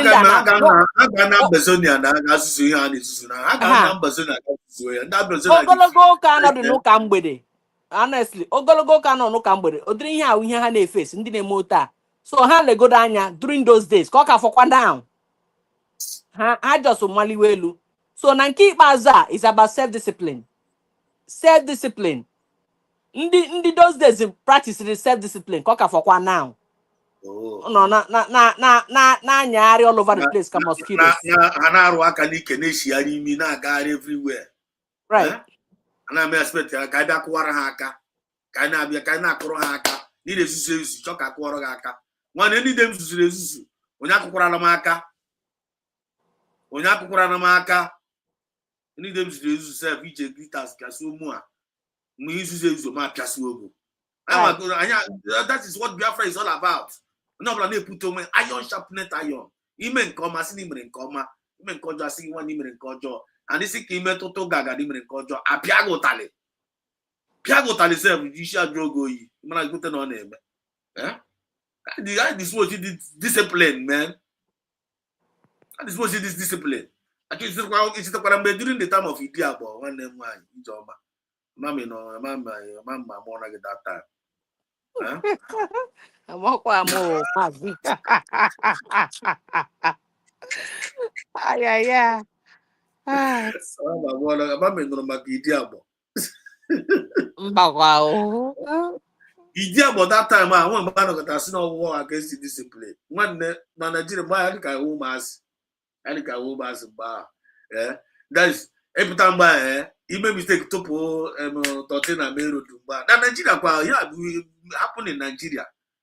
In the army, they will tally. Even my big man self, I pop tagging him a moto. Yagis moto koboko. See why you wait for something like they are war against the discipline. Which is the right thing, which is so perfect, it's so nice. Mgba unu na anu ntị, mgba ndị shoji na anu ntị. So that's the right way to follow. This is how to control animals. I'm telling you. This is animal behavior, and the only language the animal understand is Cane. Huh? So otele ndị shoji ndị Nigeria we wuru animal kingdom. Otego all the na the kind of benefit. Otego all the ihe taa ịhụkwara mgbe ị na-akpa ha. You see? Otego. Remember how peaceful USB government did it, how tolerant USB government. Government in your just government in your own free will. Can use your common sense here? Just use your common sense, use your conscience. No is born when you talk about Chawagoko, when you talk about persuade the way, when you talk about command the wagon. And like Hitler or maybe India, because this is a government of the people, by the people and for the people. Just imagine me get mayor when freedom of speech, but behave well. And when you talk when you talk just behave well. When you see the government, no with terrorists. I see the government, no with terrorist government. Could you imagine? Could you imagine? How do the same thing can happen in Jesus Christ in the Bible? Onye weteru nu ihe ọma, ihe unu ga-eji ebiri among yourself. You find peace on one another. You take care of one another. You know weteru just to serve us, humanity. Ha tuturu ya gbuo, sing na say. So all the same thing. I don't know, man. It's gonna be alright.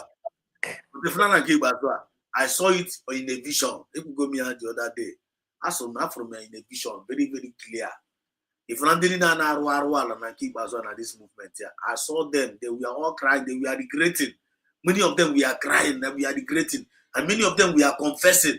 I don't want that bar, I want that forgive you. I want that forgive you. After me, I want that bar, I want that bar, I want that manage the bar, when that bar.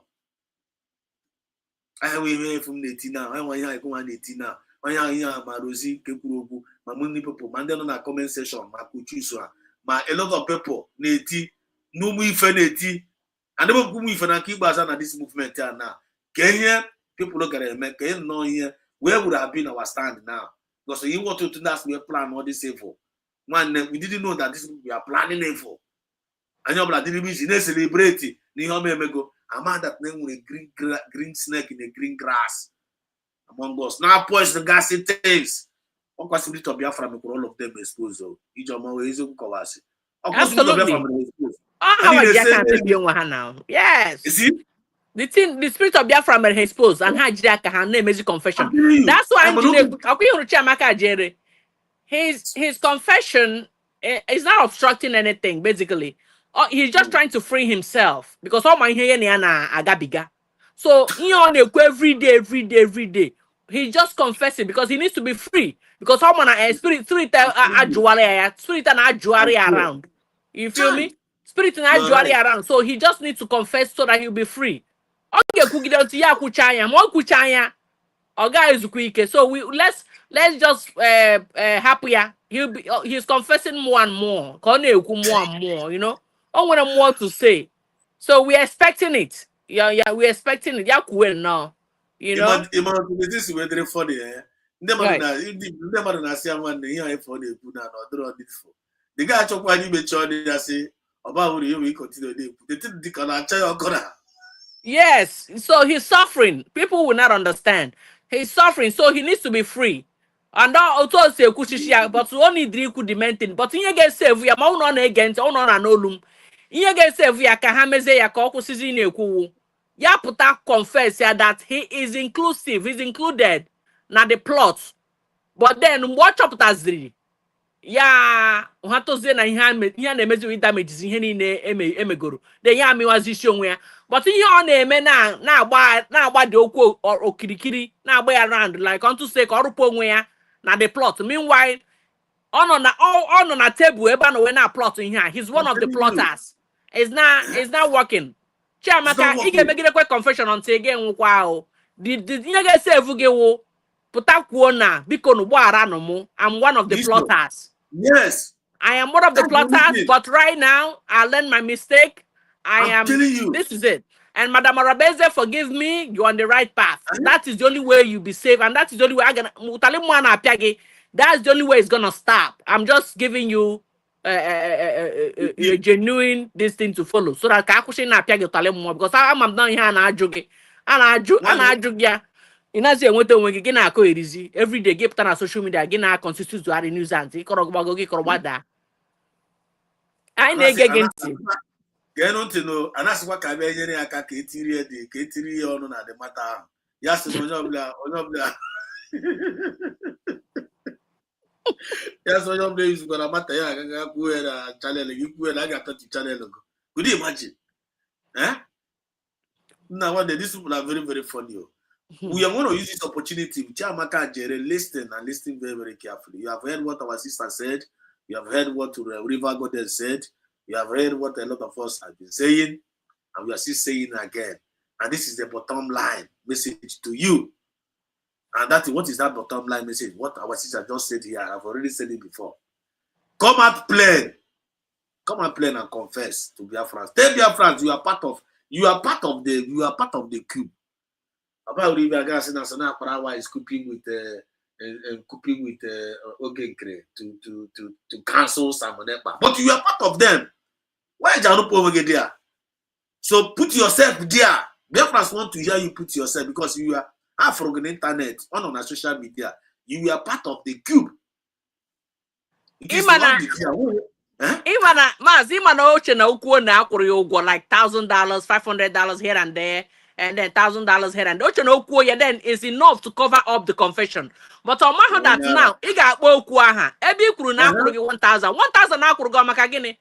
1,000 akwụrụ gị maka because you are among the plotters now. So it's a wicked ego. It's a wicked the cake enyere unu. So you were among the plotters. So the money get rubo again at the tin. Then a confession now. Then you free yourself. Instead of you about every day I peg talim more give I peg hang a peg in my belly, give little or to get a book and kita. It watch against I gave equal.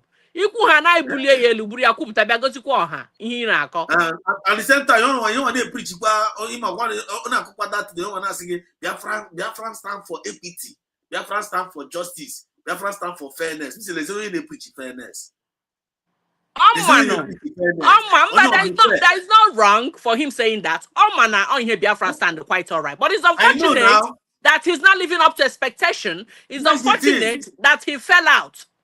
You understand? So, but only Dreputa made that confession on my own. Only Dreputa made that confession like sequentially and serially. That's the only way I'll get you ready free. Because I'm not here. That's why Oji na reacted like this. Oji react. Just say go. That means the guy I thought going to Onyara. Ogu we are hey.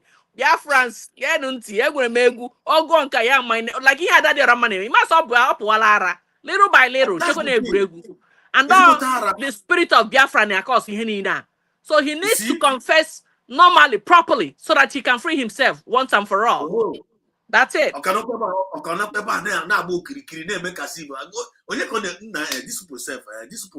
people are crazy. These people are crazy. They don't even know what they are dealing with. They don't even know. How many people want to have say Biafra is a spirit? And Biafra is a spirit. But sorry for this people, I'm telling you, swear to but how are they? May God just have mercy upon their soul, because they are jokers. Ilanya, all the very eloquent. That's Vam. When he speaks, all the very eloquent, he can speak very well, he can talk very well. But Ilanya on the very spiritually daunted, all the very in spirit, all the very, very low. My hand I call spiritual one. And in akwa. Onye the spiritually inclined, no my hand I call. Akwa ye jegu. And you onya nolu. See all this one illiterate in spiritual world. On my hand I call. On my hand I call. Ogane made. You know what I'm saying? I won't matter be a watch a one on my hand I call spiritually. You know, I don't know who is introducing him to those nonsense. Someone here voodoo on him and I hear no, but I got quite a week before how before ya. Maunochi, but where home on family ugu. He needs to be very careful. Ya put make confession now once and for all. Because I'm here name. Vama kenugo ya. Vama meaning I watch our program. You know, they watch. Nobody say no, they watch. You know, watch because you people are restless. You people are confused. You people have rendered yourself useless, and you people are running mad. And you know that we're already running mad. I'm a man, you run, I go mad.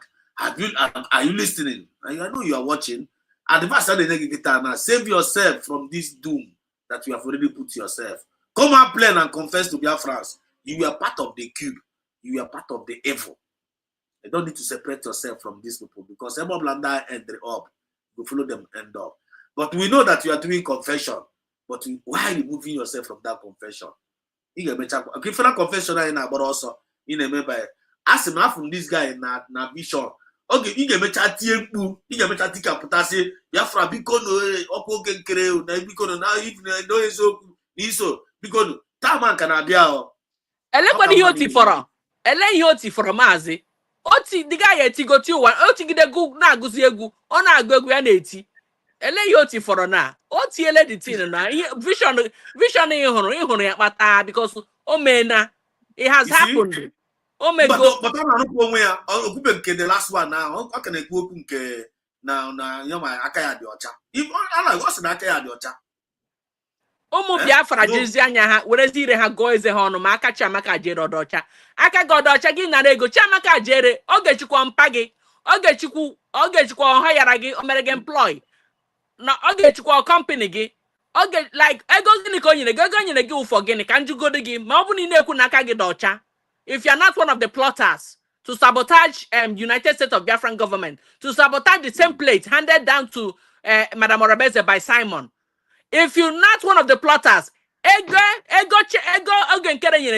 money is for what? Oh. Can't you see now? All those $1,000 he mentioned on ya. Go up your spirit of Biafra, piagi. Yes, Madam, you gave me money. You gave me $1,000 here and there. You gave me $500. That you got all the receipts. That all one or once. On your get many. You have many receipts. That means he probably gave you over $10,000 or thereabout. So that money is for what? Right. Yes, one them. Senu vam ya wetenu 1,000 nke ahụ enyere a return on ya back to Biafra USB post. That 1,000 ahụ enyere because it's part of the restitution. Right, restitution, yeah, yeah, ka hapụ godu also no, yeah, receipts. Yeah, o nwere eso ọbụlụ na asụkwachi no eso okwu nwere eso. So that receipts ọbụghị one, so many of them. Yeah, ya wefte godu that $1,000. O ga-ego akpa granite or quarter akpa granite. Are you getting what I'm saying? Right. For Ajere to have peace of mind, ya pụta kọwa kwuruo ihe n'ishi otu o si wee tee na otu o si tekọta na otu o si wee banye ọma mpụtasị anyị oge nkere ọ bụrụ oge nkere sọsọ ya mere nke ọ na-abụ sọni mere and o nwere ife ikwu my dear sister IJ ọkwa ifụrụ ọgwụ a na-agwọ ọgwụ na-eri isi na-abụ nwanne ọkwa ifụrụ isi ma nke oyi n'onu na the thing na-akarịa na ya na-enu ya enu all the efficacy of how he applied maybe otu esi zie ya ezo metere ya ewe nwe a boomerang. You understand me? Onya hapụzi onye ihu na-achụzi onye azụ. You understand? Right. So by what you said, he is eloquent in speaking, but the other side of it, he is so daft in the spiritual side.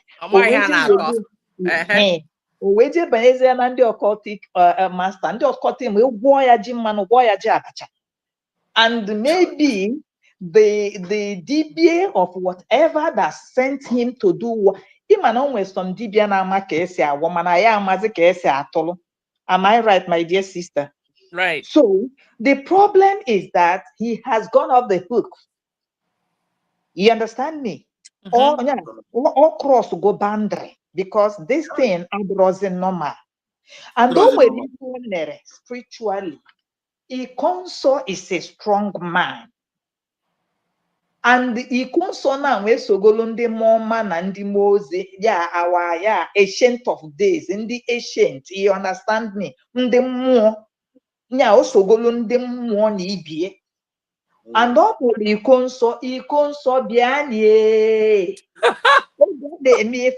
Ọ kpọkata iko nsọ. So iko nsọ abịagonu with nke o ji wee bụrụ iko. You cannot. Okay, for ịga na nke dibịa ma alụlụ ana. Before ime mmadụ ife ọjọọ, ọ ga-asị gị ọ bụrụ onye aka ya kwụ ọtọ sị gị jụkwa ogu gị jụọ ọfọ. In Agota, ezigbote dibịa ya sị ga beg, go, I will not put hand in this person. But the bad one, gamma the implication, or say, okay, move on. Because oh my God, he that is what is happening to Vam Vam Vam. And as it is now, like my dear sister, like you say, Vam Vam Mama na nsogbu dezokwan. Ọ na-afụta onwe as us na bụ wise man. Also, Nyam was a superstar. That is Nyam, my hair carry everybody. You understand? So, okay, I say I had the apotana before when we confess. So, what I say, nehi, bahakaba, nehi.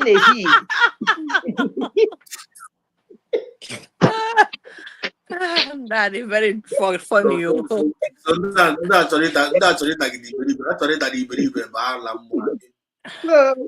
So what they one them that Oga here with the program or shana man share ya behind or freedom in any way you can fight it, you fight it. So I behind. So and he should be honored. Don't go see the go to honor the 9 hour and go to program your name where they go there. Because we're trying to save him. Actually save you and that resting and that eternal condemnation. We are trying to save this guy now. That's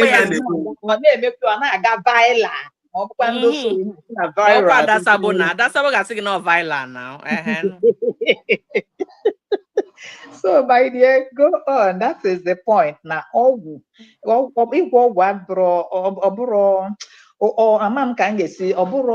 I don't know how to put it in Igbo. Yeah, Igbo abụghị ihe dị easy. Mana Igbo asị baby problem. You understand? And o mere nnekeke sasu ihe a n'Igbo. O buru isi with ife o mere mgbe ahụ o mere that egg. You understand? Onya o buru isi, that is amam ka sasu ya n'Igbo, that is well called, that is o ji anya isi. You understand? So yeah, mgbe ahụ o mere that thing na internet, o ji anya isi beat your chest. You see the one I have on my neck. Onya ebe a ka ike m gwụ, ọkwa ịfụrụ akwa bụ eje chọọ ọgwụ, and na onye ọbụla ya pịara ya na nke ya agwụna. So that is it. To say that's to show you the level of his mindset. Oji bid onya no mkpokri bid nya no ka ijiwe na anya isi. Idolatry. We don't hope in ihe akpụrụ akpụ. We don't hope in things like that. Give ya so bid ihe ije Chiamaka jere nke ị na-eme agwụna o. $1,000 oge nkere nyere gị wepụta ya ka ị save for yourself. But sister, do you know where the problem is? Ọ na-asabụ master na-abụ. Ọ na-asabụ nke oje n'onu. Ọ sịkwa na ya na-akpọ Chukwu okike with 10 toes with 10 finger ya. Ya gakwa ụgha na ọ nwụrụ iyi with 10 toes ya na 10 finger ya. I'm telling you. And that is what is killing him, but he doesn't know. He's complicating gods. That is what is killing him. So Chineke bịa ya nwanya tuai mọ na arahụ ụra nke ọnya n'olu were ya mmanụ ya ha ya elu tuai. That ya pụtazie n'abalị ya na-eti ka nkịta ara. This is what is happening to him. He's conflicting gods. This guy amaghị ihe ọ na-eme o. He's an illiterate in the spiritual world. Only two senseless. On one sense, I'm not maybe sense that guy, you know. Well, that's a amount of film called novel that say the gods has gone crazy, or the gods are. Have you remember that film? or I think it's a film or a novel, that the gods. It should be a novel. Yeah, that the gods. The gods are not to blame. The gods are not to blame. Them, another one. Yes, another one, but that the gods has gone crazy. Okay, yeah, you're right. God, that's interesting, no? Oh my God! It was a time. That is what is playing out now. Two conflict, two gods in the same category. This one fighting this one. This one fighting this one. If and the potter or the bearer that is bearing the two gods, nonanso. Now. Well, we're not opera now. I'm a moon go yourself. I told something extra here. I'm a number opera here now. Go to where man the kind of the man how senseless this guy is. Just when we bring the dinner board, don't go from here. This guy put here. Otherwise, you will use your head and carry it. Manasim can join with all due respect. Mazi, bam, bam, bam. Videos are you doing it for the video to go out there, or you're doing it for you alone to watch? No matter whether the video he posts to is not a bad thing, I don't see anything bad about it. Whether the person is supporting or criticizing it. You understand? In as much, you also said something before that statement. You said, for those carrying the video to make it go viral, thank God, name and if I name it go viral, the video is for the public masses to hear the information in here with that. And every video mass the can criticize it. He has never come out to talk ill of anybody. And every video mass Simon Eber, he has never come out to insult anybody, and he knows about it. So let us not bring that into the picture. Yes. Confirm. Number one correction. Or supporting or criticizing your video. It's a normal thing, and this is freedom fighting. Freedom fighting anything Afro, and freedom fighting Kine will. So that aside, I'm not here to talk down on your video. Your videos are good. Like I said, I love your Van number one. I'm in a watch everybody, the program, you can't deny that. Le number one correction and then you go van Chiamaka Jere, Kapoa for the Poru Nishi. You, Chiamaka Jere. Okay, for this advice, these are brothers in a year. You go, you got to go first. There is nothing like nobody should talk about you. You must talk about you. You will talk about whoever we want to talk about. Just like you will write and talk about with any other person. The same way you are talking about people, the same way people will talk about you. So I told him, I not hear no name again. If they see somebody gonna video go, like because you always talk about people. And the trouble any day make a again no kata, you know kata give away to against any wife. Nobody for the this channel, they about every channel. Now preach this word of redemption and liberation now. Now stand on they defend, they not debunk all the lies of the enemy. Based on the name incantation. Any day you rise up to declare any bad incantation against any children of light, that day can back now. Because you don't know what you are stepping into. And I'm going that now USB. Maazị Godos, ka m jụkwa ewe n'iwe ndị YouTube na ndị X na ndị Facebook ịma na asị na mgbe ọbụla ebulu complainant anakatazi agụbọ ebe complainant n'ezie ga-anya troublemaker. I'm telling you. So ihe njimeju ajụjụ ahụ ajụjụ esi na ya ga-report platform ụwa niile ya the whole Biafrans na-ekwu maka ya nwa. So YouTube got why did you ever report almost 100 million platforms? I'm mean I got go up where I report. That's for you to let you know that this guy is senseless.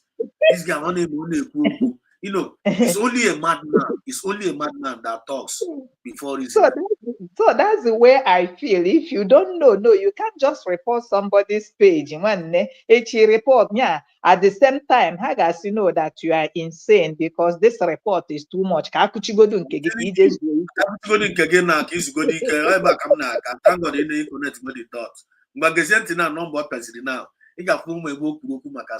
now. Those name is supposed to this, so now I want to watch. I don't going to get no teba, phone. Your videos, I love your program. I can video post me your video.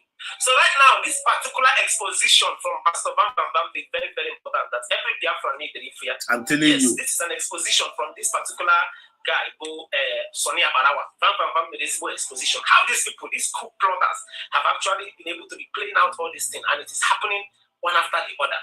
Now they have grown from in a secret coup now to an open one, because this is an open one to Biafrans, and right in our eyes, can this Sonia Barawa use the title of PM to Ogenkere? It was not a mistake, and you will see it. You see the reason why it is not a mistake. Now, this particular video, an exposition Pastor Bam Bam Bam made here. I want you to settle down to watch this video. And after on your APM, you had the title of PM. Now, the APM himself, when you buy him, you had the title of His Excellency. So meaning that Mahama Ife Hanaro. One man, Chotada by him, they watch this particular exposition, because a lot is happening secretly that some of you are in as much that Nande CRC in a house go APM. That one is between them. So right now, I'm going to settle down and watch this particular exposition. The exposition is very important. Keep sentiment, keep wherever you are supporting our side, and just watch this exposition. It's very important. It's very important. So watch the video, drop all of your own candid opinion in the comment section, because a whole lot will happen with Simon Ever each other. There will be a lot and a lot and a lot. Simon Ever need to screen out. A lot. Anyways, mind you, if I for social media can with the all I will assume be from Biano if I that is our job, and that is why we are here. So watch the video, drop all your opinion in the comment section, and do well to share this video, because a lot of Biafra need the phone card or something. I am the phone card. Quarrel will get happy new modes na this particular video. Watch the video. Now, Akbarawa Sonny, Achibong, and Ebet have now come to prove that he is the highest sabo anyone has ever seen in Biafra movement. Imagine. Achibong have now come to prove that he is the highest sabo anyone has ever seen in Biafra land. Oh. And this is the last of them all. This is the last of them all. After the complete eradication and removal of this Sabon TK, you will never see Sabo like him again. Please listen and pay attention. This one have decided to submit and discharge the Prime Minister. He has decided to manga Fakulo, the Prime Minister. But the Prime Minister have already told him, the thing is that why they call them Sabon TK is that they can never hear. Oh. The Prime Minister already told them, you can never sabotage me and succeed. And it is not funny because he is doing it together with Isaiah Nyoko, the general great-grandfather of Sundisabo. Imagine. Listen to Sonia Barawa as he is introducing this shameless Isaiah Nyoko. You see the title they have there? You see the title? What they have there as title is... Wait, sorry. I need to remove this thing first. Let me have... What I just wanted to bring out there now, we couldn't learn like photos with me. Since you know, I was the highest sabo. Ma Gaya, you now turn against them shamelessly. This guy, the number one, this guy in here. This guy is shameless. This guy wouldn't remorse. This guy, this guy, to me, the thing is very, very disgusting. Like kind of the thing with the thing as such a moyi. So we are just trying to let Biafrans know that now this kind of individual say find in here with the kind of spirit that we have at this Biafra movement now. Biafra spirit are other pleased with them. And not Biafra spirit make sure any expose. Any be assessing this guy now be this damage control. And the more this guy made this damage controller, the more Biafrans hate here. But one idea. But I'm not gonna buy now. But he must come out plain and kick Baswa. But made that confessional and chocolate and all no name here. Okay, so because all no we try add it up na in conclusion here and go 3 hours already. We want to round off the program. Mazi, they aren't much anymore. Ilanya, you see how passionate he is saying it, right? What you know, they made the right thing. So, because Turita Baralayaka, he doesn't see himself. Because all on a home where you know where game ya. But you won't with it. So you never not so go ye. But you don't know where name the thing. He doesn't see it because it's all that go na here name. he's in darkness, so the darkness is using him. You understand? So he's wallowing in darkness. On my own name, he doesn't know what he's doing. So in a may expect, how about this Chineke may better? Or if he can hear us now, maybe he will begin to reason. Then the man also gets waiting on will make confession only dreaming for him to get totally that totally freedom, because he's right now he's not free. More can appear in here. I swear. So that is the thing. We've been preaching here, self-discipline and moral decency is the key. Our United States of Biafra, that is where we are going. And that is our Yes, only sir. hope. You understand? So when I koro now USB. Ndị awo extracurricular affair. Chamaka jere adasabo oge nkere vam. Keza ha nke onye ocean a na-asụ Igbo nkwọ. Humble na ọ ga-anwụ ka ọsọ nwụrụ na ka ọsọ ya resikwa mpi. Let's unite. Ọdịna nwa all these people who achịkọta ekwe ọnụ, ndị a piece of shit. They are irrelevant. Ha kwesịrị na-adị lucky na iwu ụmụ ife na-ekwu maka ha na-abind on. Ọkwa just to save them ọkwa ka i save ha ka ha gbapụta bịa distract anyị. No, actually save ha. Because gịnị ka anyị ga-again ma anyị lose ụmụnne anyị. Anyị ga-lose ha, but anyị ga-save ha nọrọ na corner na watch ihe anyị na-eme. Because we're not going to let them to be a distractor to what we are doing. Yes. You know. Confirm. Now that is the intention. We just want to save them from their destruction. Then because right. But they are not getting it. Even though Aukamadineka get save Resi agụrụ aga agụgbunu resi ekwe ndị resi ga-eji wee rijuru afọ enwe ndị ga-entarịrị resi ahụ agụ na atọ m na-ekwu na but forgiveness obi anyị dị ọcha because anyị ụmụ ife aka anyị dị open n'ịnabata onye ọbụla gbaghara ha ti ihe n'akụkụ ha nọrọ na watch ihe ha na-eme. From her in the vision. I said here now from her in the vision. There's a lot of them that we are crying. Most of these people are running back when 18 because now one now mess this boat up. And they were regretting all their action. Now when that barra, when that forgive you, when they not forgive you. You know to go? When that makes forgive you, when they not forgive you. And they watch why this our brother and I presented. They also that now when the paper come out, some no, a lot of people now like this scream, a lot of people, something like that. And it's going to happen. It's going to happen. And ile anya na nda ihe ha na-eme the very obvious. Ana akoya ya ura akụkọ anyị were ha mee topic ana anyị na-ekwu ya here. Just because ha bịara close to this movement ihe ha na-eme. What about ndị nọ na politician? What about our ụmụnne anyị ndị Nigerian politician jiwe na-egbu ụmụnne anyị? All these politicians from in different states. Eji na-egbu shishi ụmụnne anyị now. How fall in the same category as these people? All this in-house enemies say find the book. How I want the people who I got banned down on the road, then guy the book. Yes. Okay, no law. Gragago, okay, no euro, Naso Nangiga. On that, would you know if you know the book now? Oh, I wouldn't see me. Oh, I wouldn't leak information. Yes, they contract them. They contract them and pay them. Exactly. And they do all this job for them, all these dirty jobs. I want the last battle now located and die if I go here. I want the last battle. Because so right. And the spirit of Biafra is actually dealing with them mercilessly. It's dealing with them mercilessly. And we are not trying to save them. Already destroy. Even though I see some people. But don't want to talk.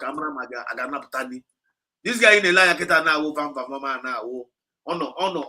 to a little bit a close candidate, like kind of due to Tosi where dreaming name exposed that now even though not included, but at least over that boldness to do so doesn't want that boldness. Yeah, the Kuzo Kuyakita na Yaruba na that confession now. And was not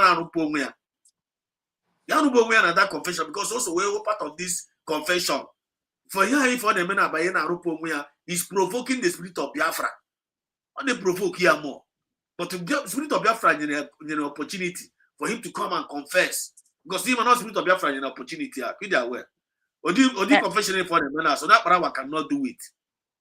So that power cannot do it. Okay, cannot do it. When you issue cannot do it. He cannot do it. Because with Jews, he cannot do it.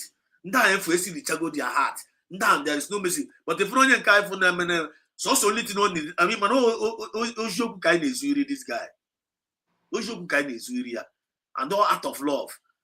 This guy patakita na tomorrow now. They say because no kwanye also we arwala ni na ndas we no about the young na rupo we ya was we ro the arwala be execute full time. Na ya ifo na emekita na awo na ya was we ro the arwala. But ye no mu Biafra. Wo nu ga gba haram. You na gba haram. No nda wo ndem re this go Biafra say amara go ebe ga dosa go gi na one corner. Amara go to ga si we ti ogu go no. Amara go spirit of Biafra mo to ga say but this fact that every day up that you are exposing you're exposing Sana Parawa without putting yourself inside, you are making a very hell of a mistake. And he's deceiving himself. That's my point. So now when no one is yours of in the mother had up, and I had to say up letters. And where's yours, Amazi? USB, United States of Biafran government. That's our only hope. Confirm. So, on now put all the time to support. Tomorrow, I believe we'll have fundraising tomorrow. So, and when you have today, you have my USB. Olonye ji puta bia tinye. That tight gi na ga eburu ebi pass oje yi Caesar Pacioti. Oji agba plane, oji agba private jet. Were tight ga ahụ, ya were ya. Bịa weta ya na USB ka anyị were na elekwa ndị na-arụ ọrụ ndị na-echekwara anyị obodo anyị in as much as ha bụ propaganda na-akpagharị na nke ikpeazụ a na-akọgheri na-atagheri ọnụ. Don't be deceived, don't be distracted.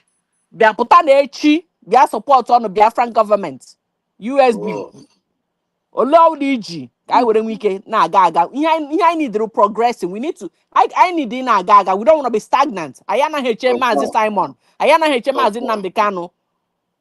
By the special grace ha ga-apụta bịa rejoin na ihe a na-eme, but for the time being we need to keep moving forward. So come out tomorrow and join and put what you have and support the government ka anyị nwee ike ị na-aga n'ihu. Ndewo na ụmụ Chineke. That's wonderful. Confirm. Thank you so much. Thank you so much. Thank you so much. Ijoma. Thank you so much. Mada, Rosie, River Goddess. Thank you so much. Mada, Ijoma. Thank you so much for your wonderful contributions. Your sacrifice, our sacrifices, the sacrifice of the USB government.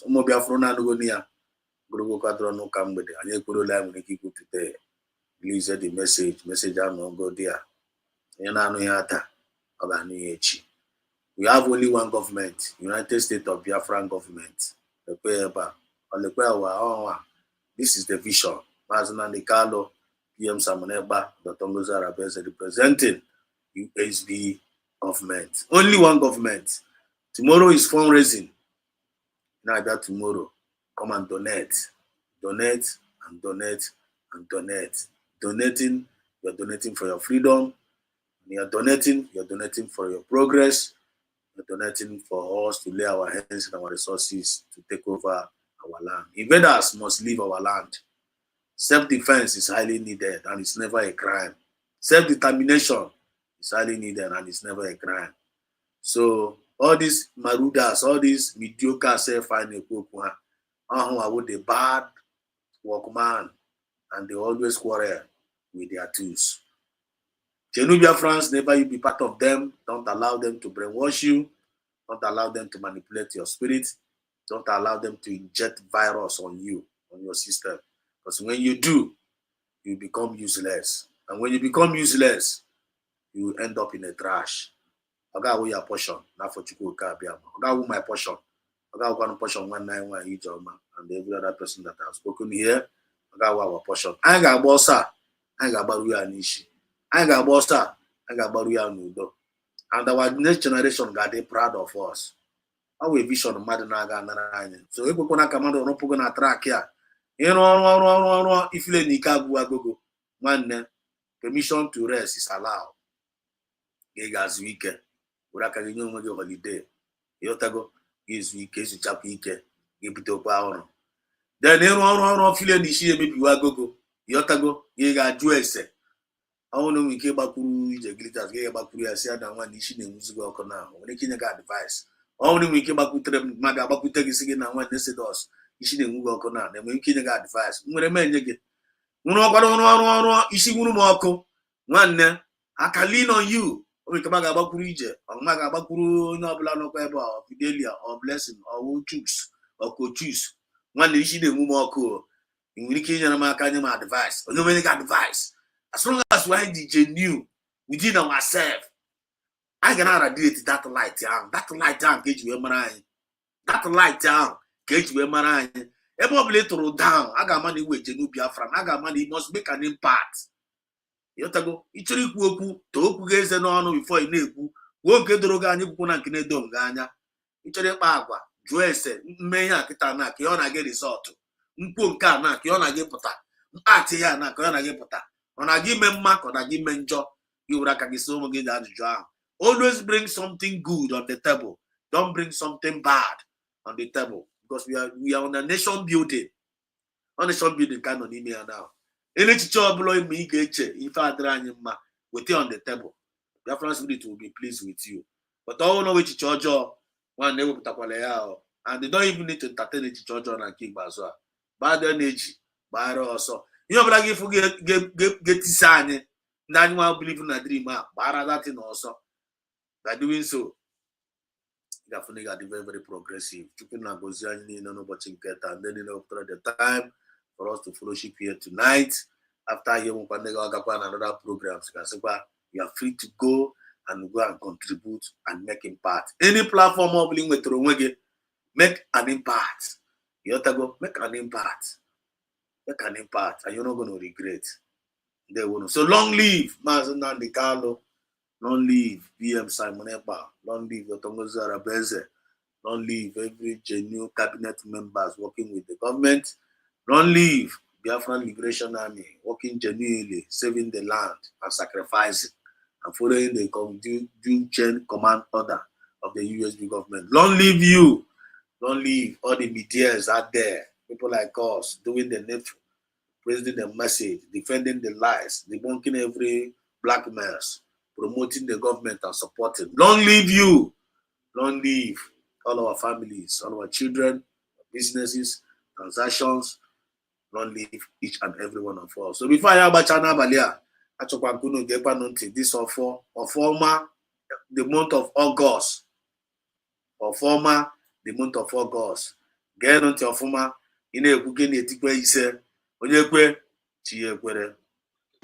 Ekene ma anyị warị kene mmụọ niile na-emela anyị ife kene ndị mbụ kene ndị egede kene ụmụ ọkpụ kene ụmụ ada si na ihe ọma ya emela anyị arịke ya wala anyị ọjị mbụ n'elu ya dị na ndụ anyị ekekele nekwa onyela anyị ọjị n'ụbọchị tata gọzie nye karịa ka anyị nwe ebe mkpa na-akpị ya wee sị na Chidimma ya abọlụ nwoke na nwaanyị nọ n'ọgbakọ ihe ọma n'isi anyị niile ndụ n'enu ndụ arịke n'enu arịke mbuni enu ekekele nekwa akara aka nwoke na nwaanyị nọ n'ọgbakọ mefe ka dị nnekwu maka dị ikelewe ka dị nnekwu ekwene ka ife ike ekwene ka ndị ajọ mmụọ na ajọ mmadụ nwee ike ebe akara aka ha dị nwee ike ebe ndụ ha dị maka na ha mara mgbe ikere ha wee sị na ndụ anyị ya dị ndụ onye ukwu nọ ndị agbata obi anyị ya dịkwa ndị obi ha dị ọcha ebe anyị nọ ya wụ ndị agbata obi wee sị ihe ọma o asị m na ife ya abata n'ọgbakọ yikwala anyị ife ike niile nọ n'afọ ife ike niile nọ na mba montu ekekele ụwa na ntị ka anyị ga naanị ya na enwere onye anyị achọ ịgba anyị ogige ndụ wepụla anyị ogige ọnwụ meela anyị ihe anyị na-ayọ esụkwa iji apụ mala anyị maka anyị ji lọghachi azụ ma karịsịa ọ bụ okwu anyị kwuru nwa oyi wee si n'ezinụlọ na ihe ọma ya eme mba montu anyị afọ isi afọ na-abịa abịa bịa ma bika nka ekekele ụwa ọya anyị na-ekwu okwu n'isi anyị niile ma n'isi ezinụlọ anyị dị iche iche akwụkwọ anyị kwuru nwa oyi wee sị na ọgazigo n'aha Chukwu na ọdịnala onye bi aka na ka o bili ndụ ise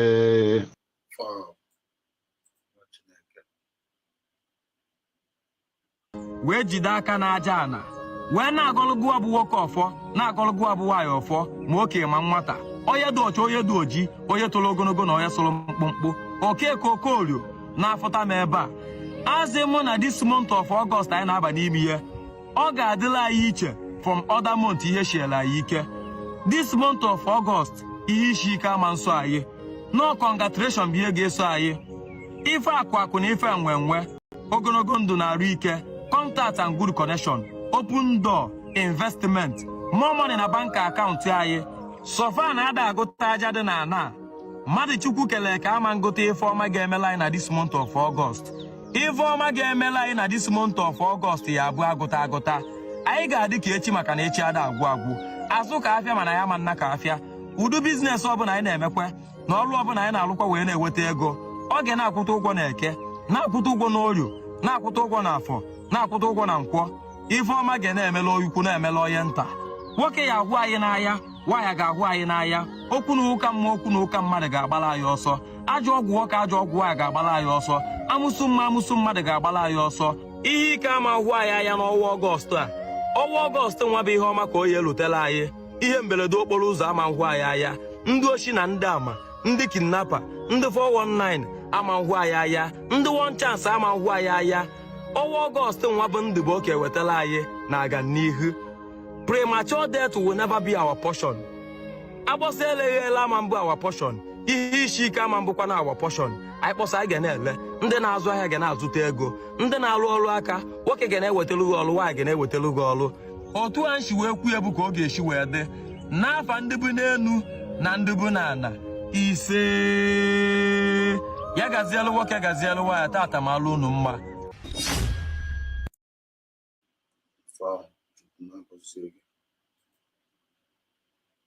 The option without fear before our enemies. We have sworn an oath to restore Biafra, or we die in the process. There will be no retreat and no surrender.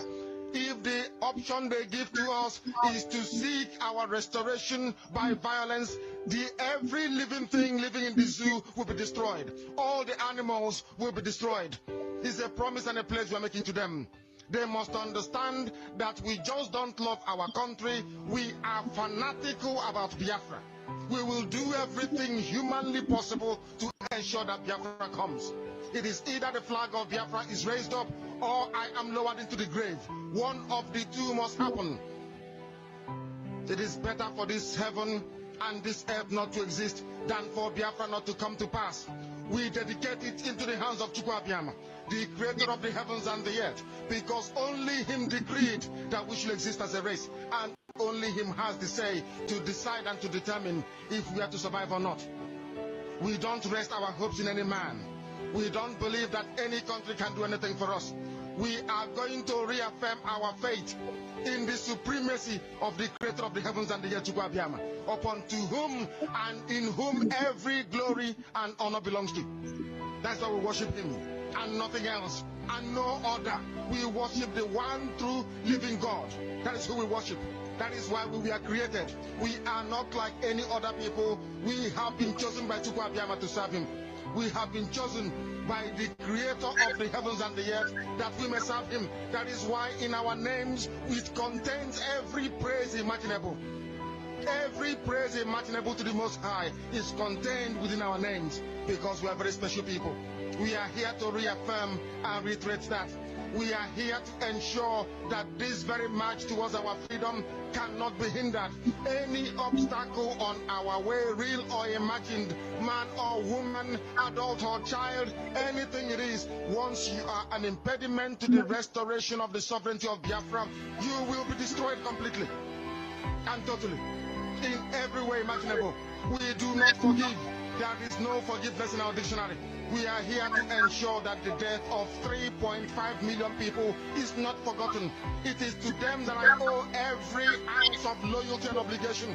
They are not here to offer any advice or to ask us to forgive Gowon. They are not here to ask us to forgive Haruna. They are not here to ask us to forgive the Yoruba people and the Wolowo family. The reason why we exist is to ensure that their memory, that they can never ever be forgotten. that their memory will linger on forever. That as long as man walks this earth, this world will remember the 3.5 million people that they killed. Men and women that did nothing. Children that were innocent. Their only crime is to be blessed by God. That is the only crime they have committed.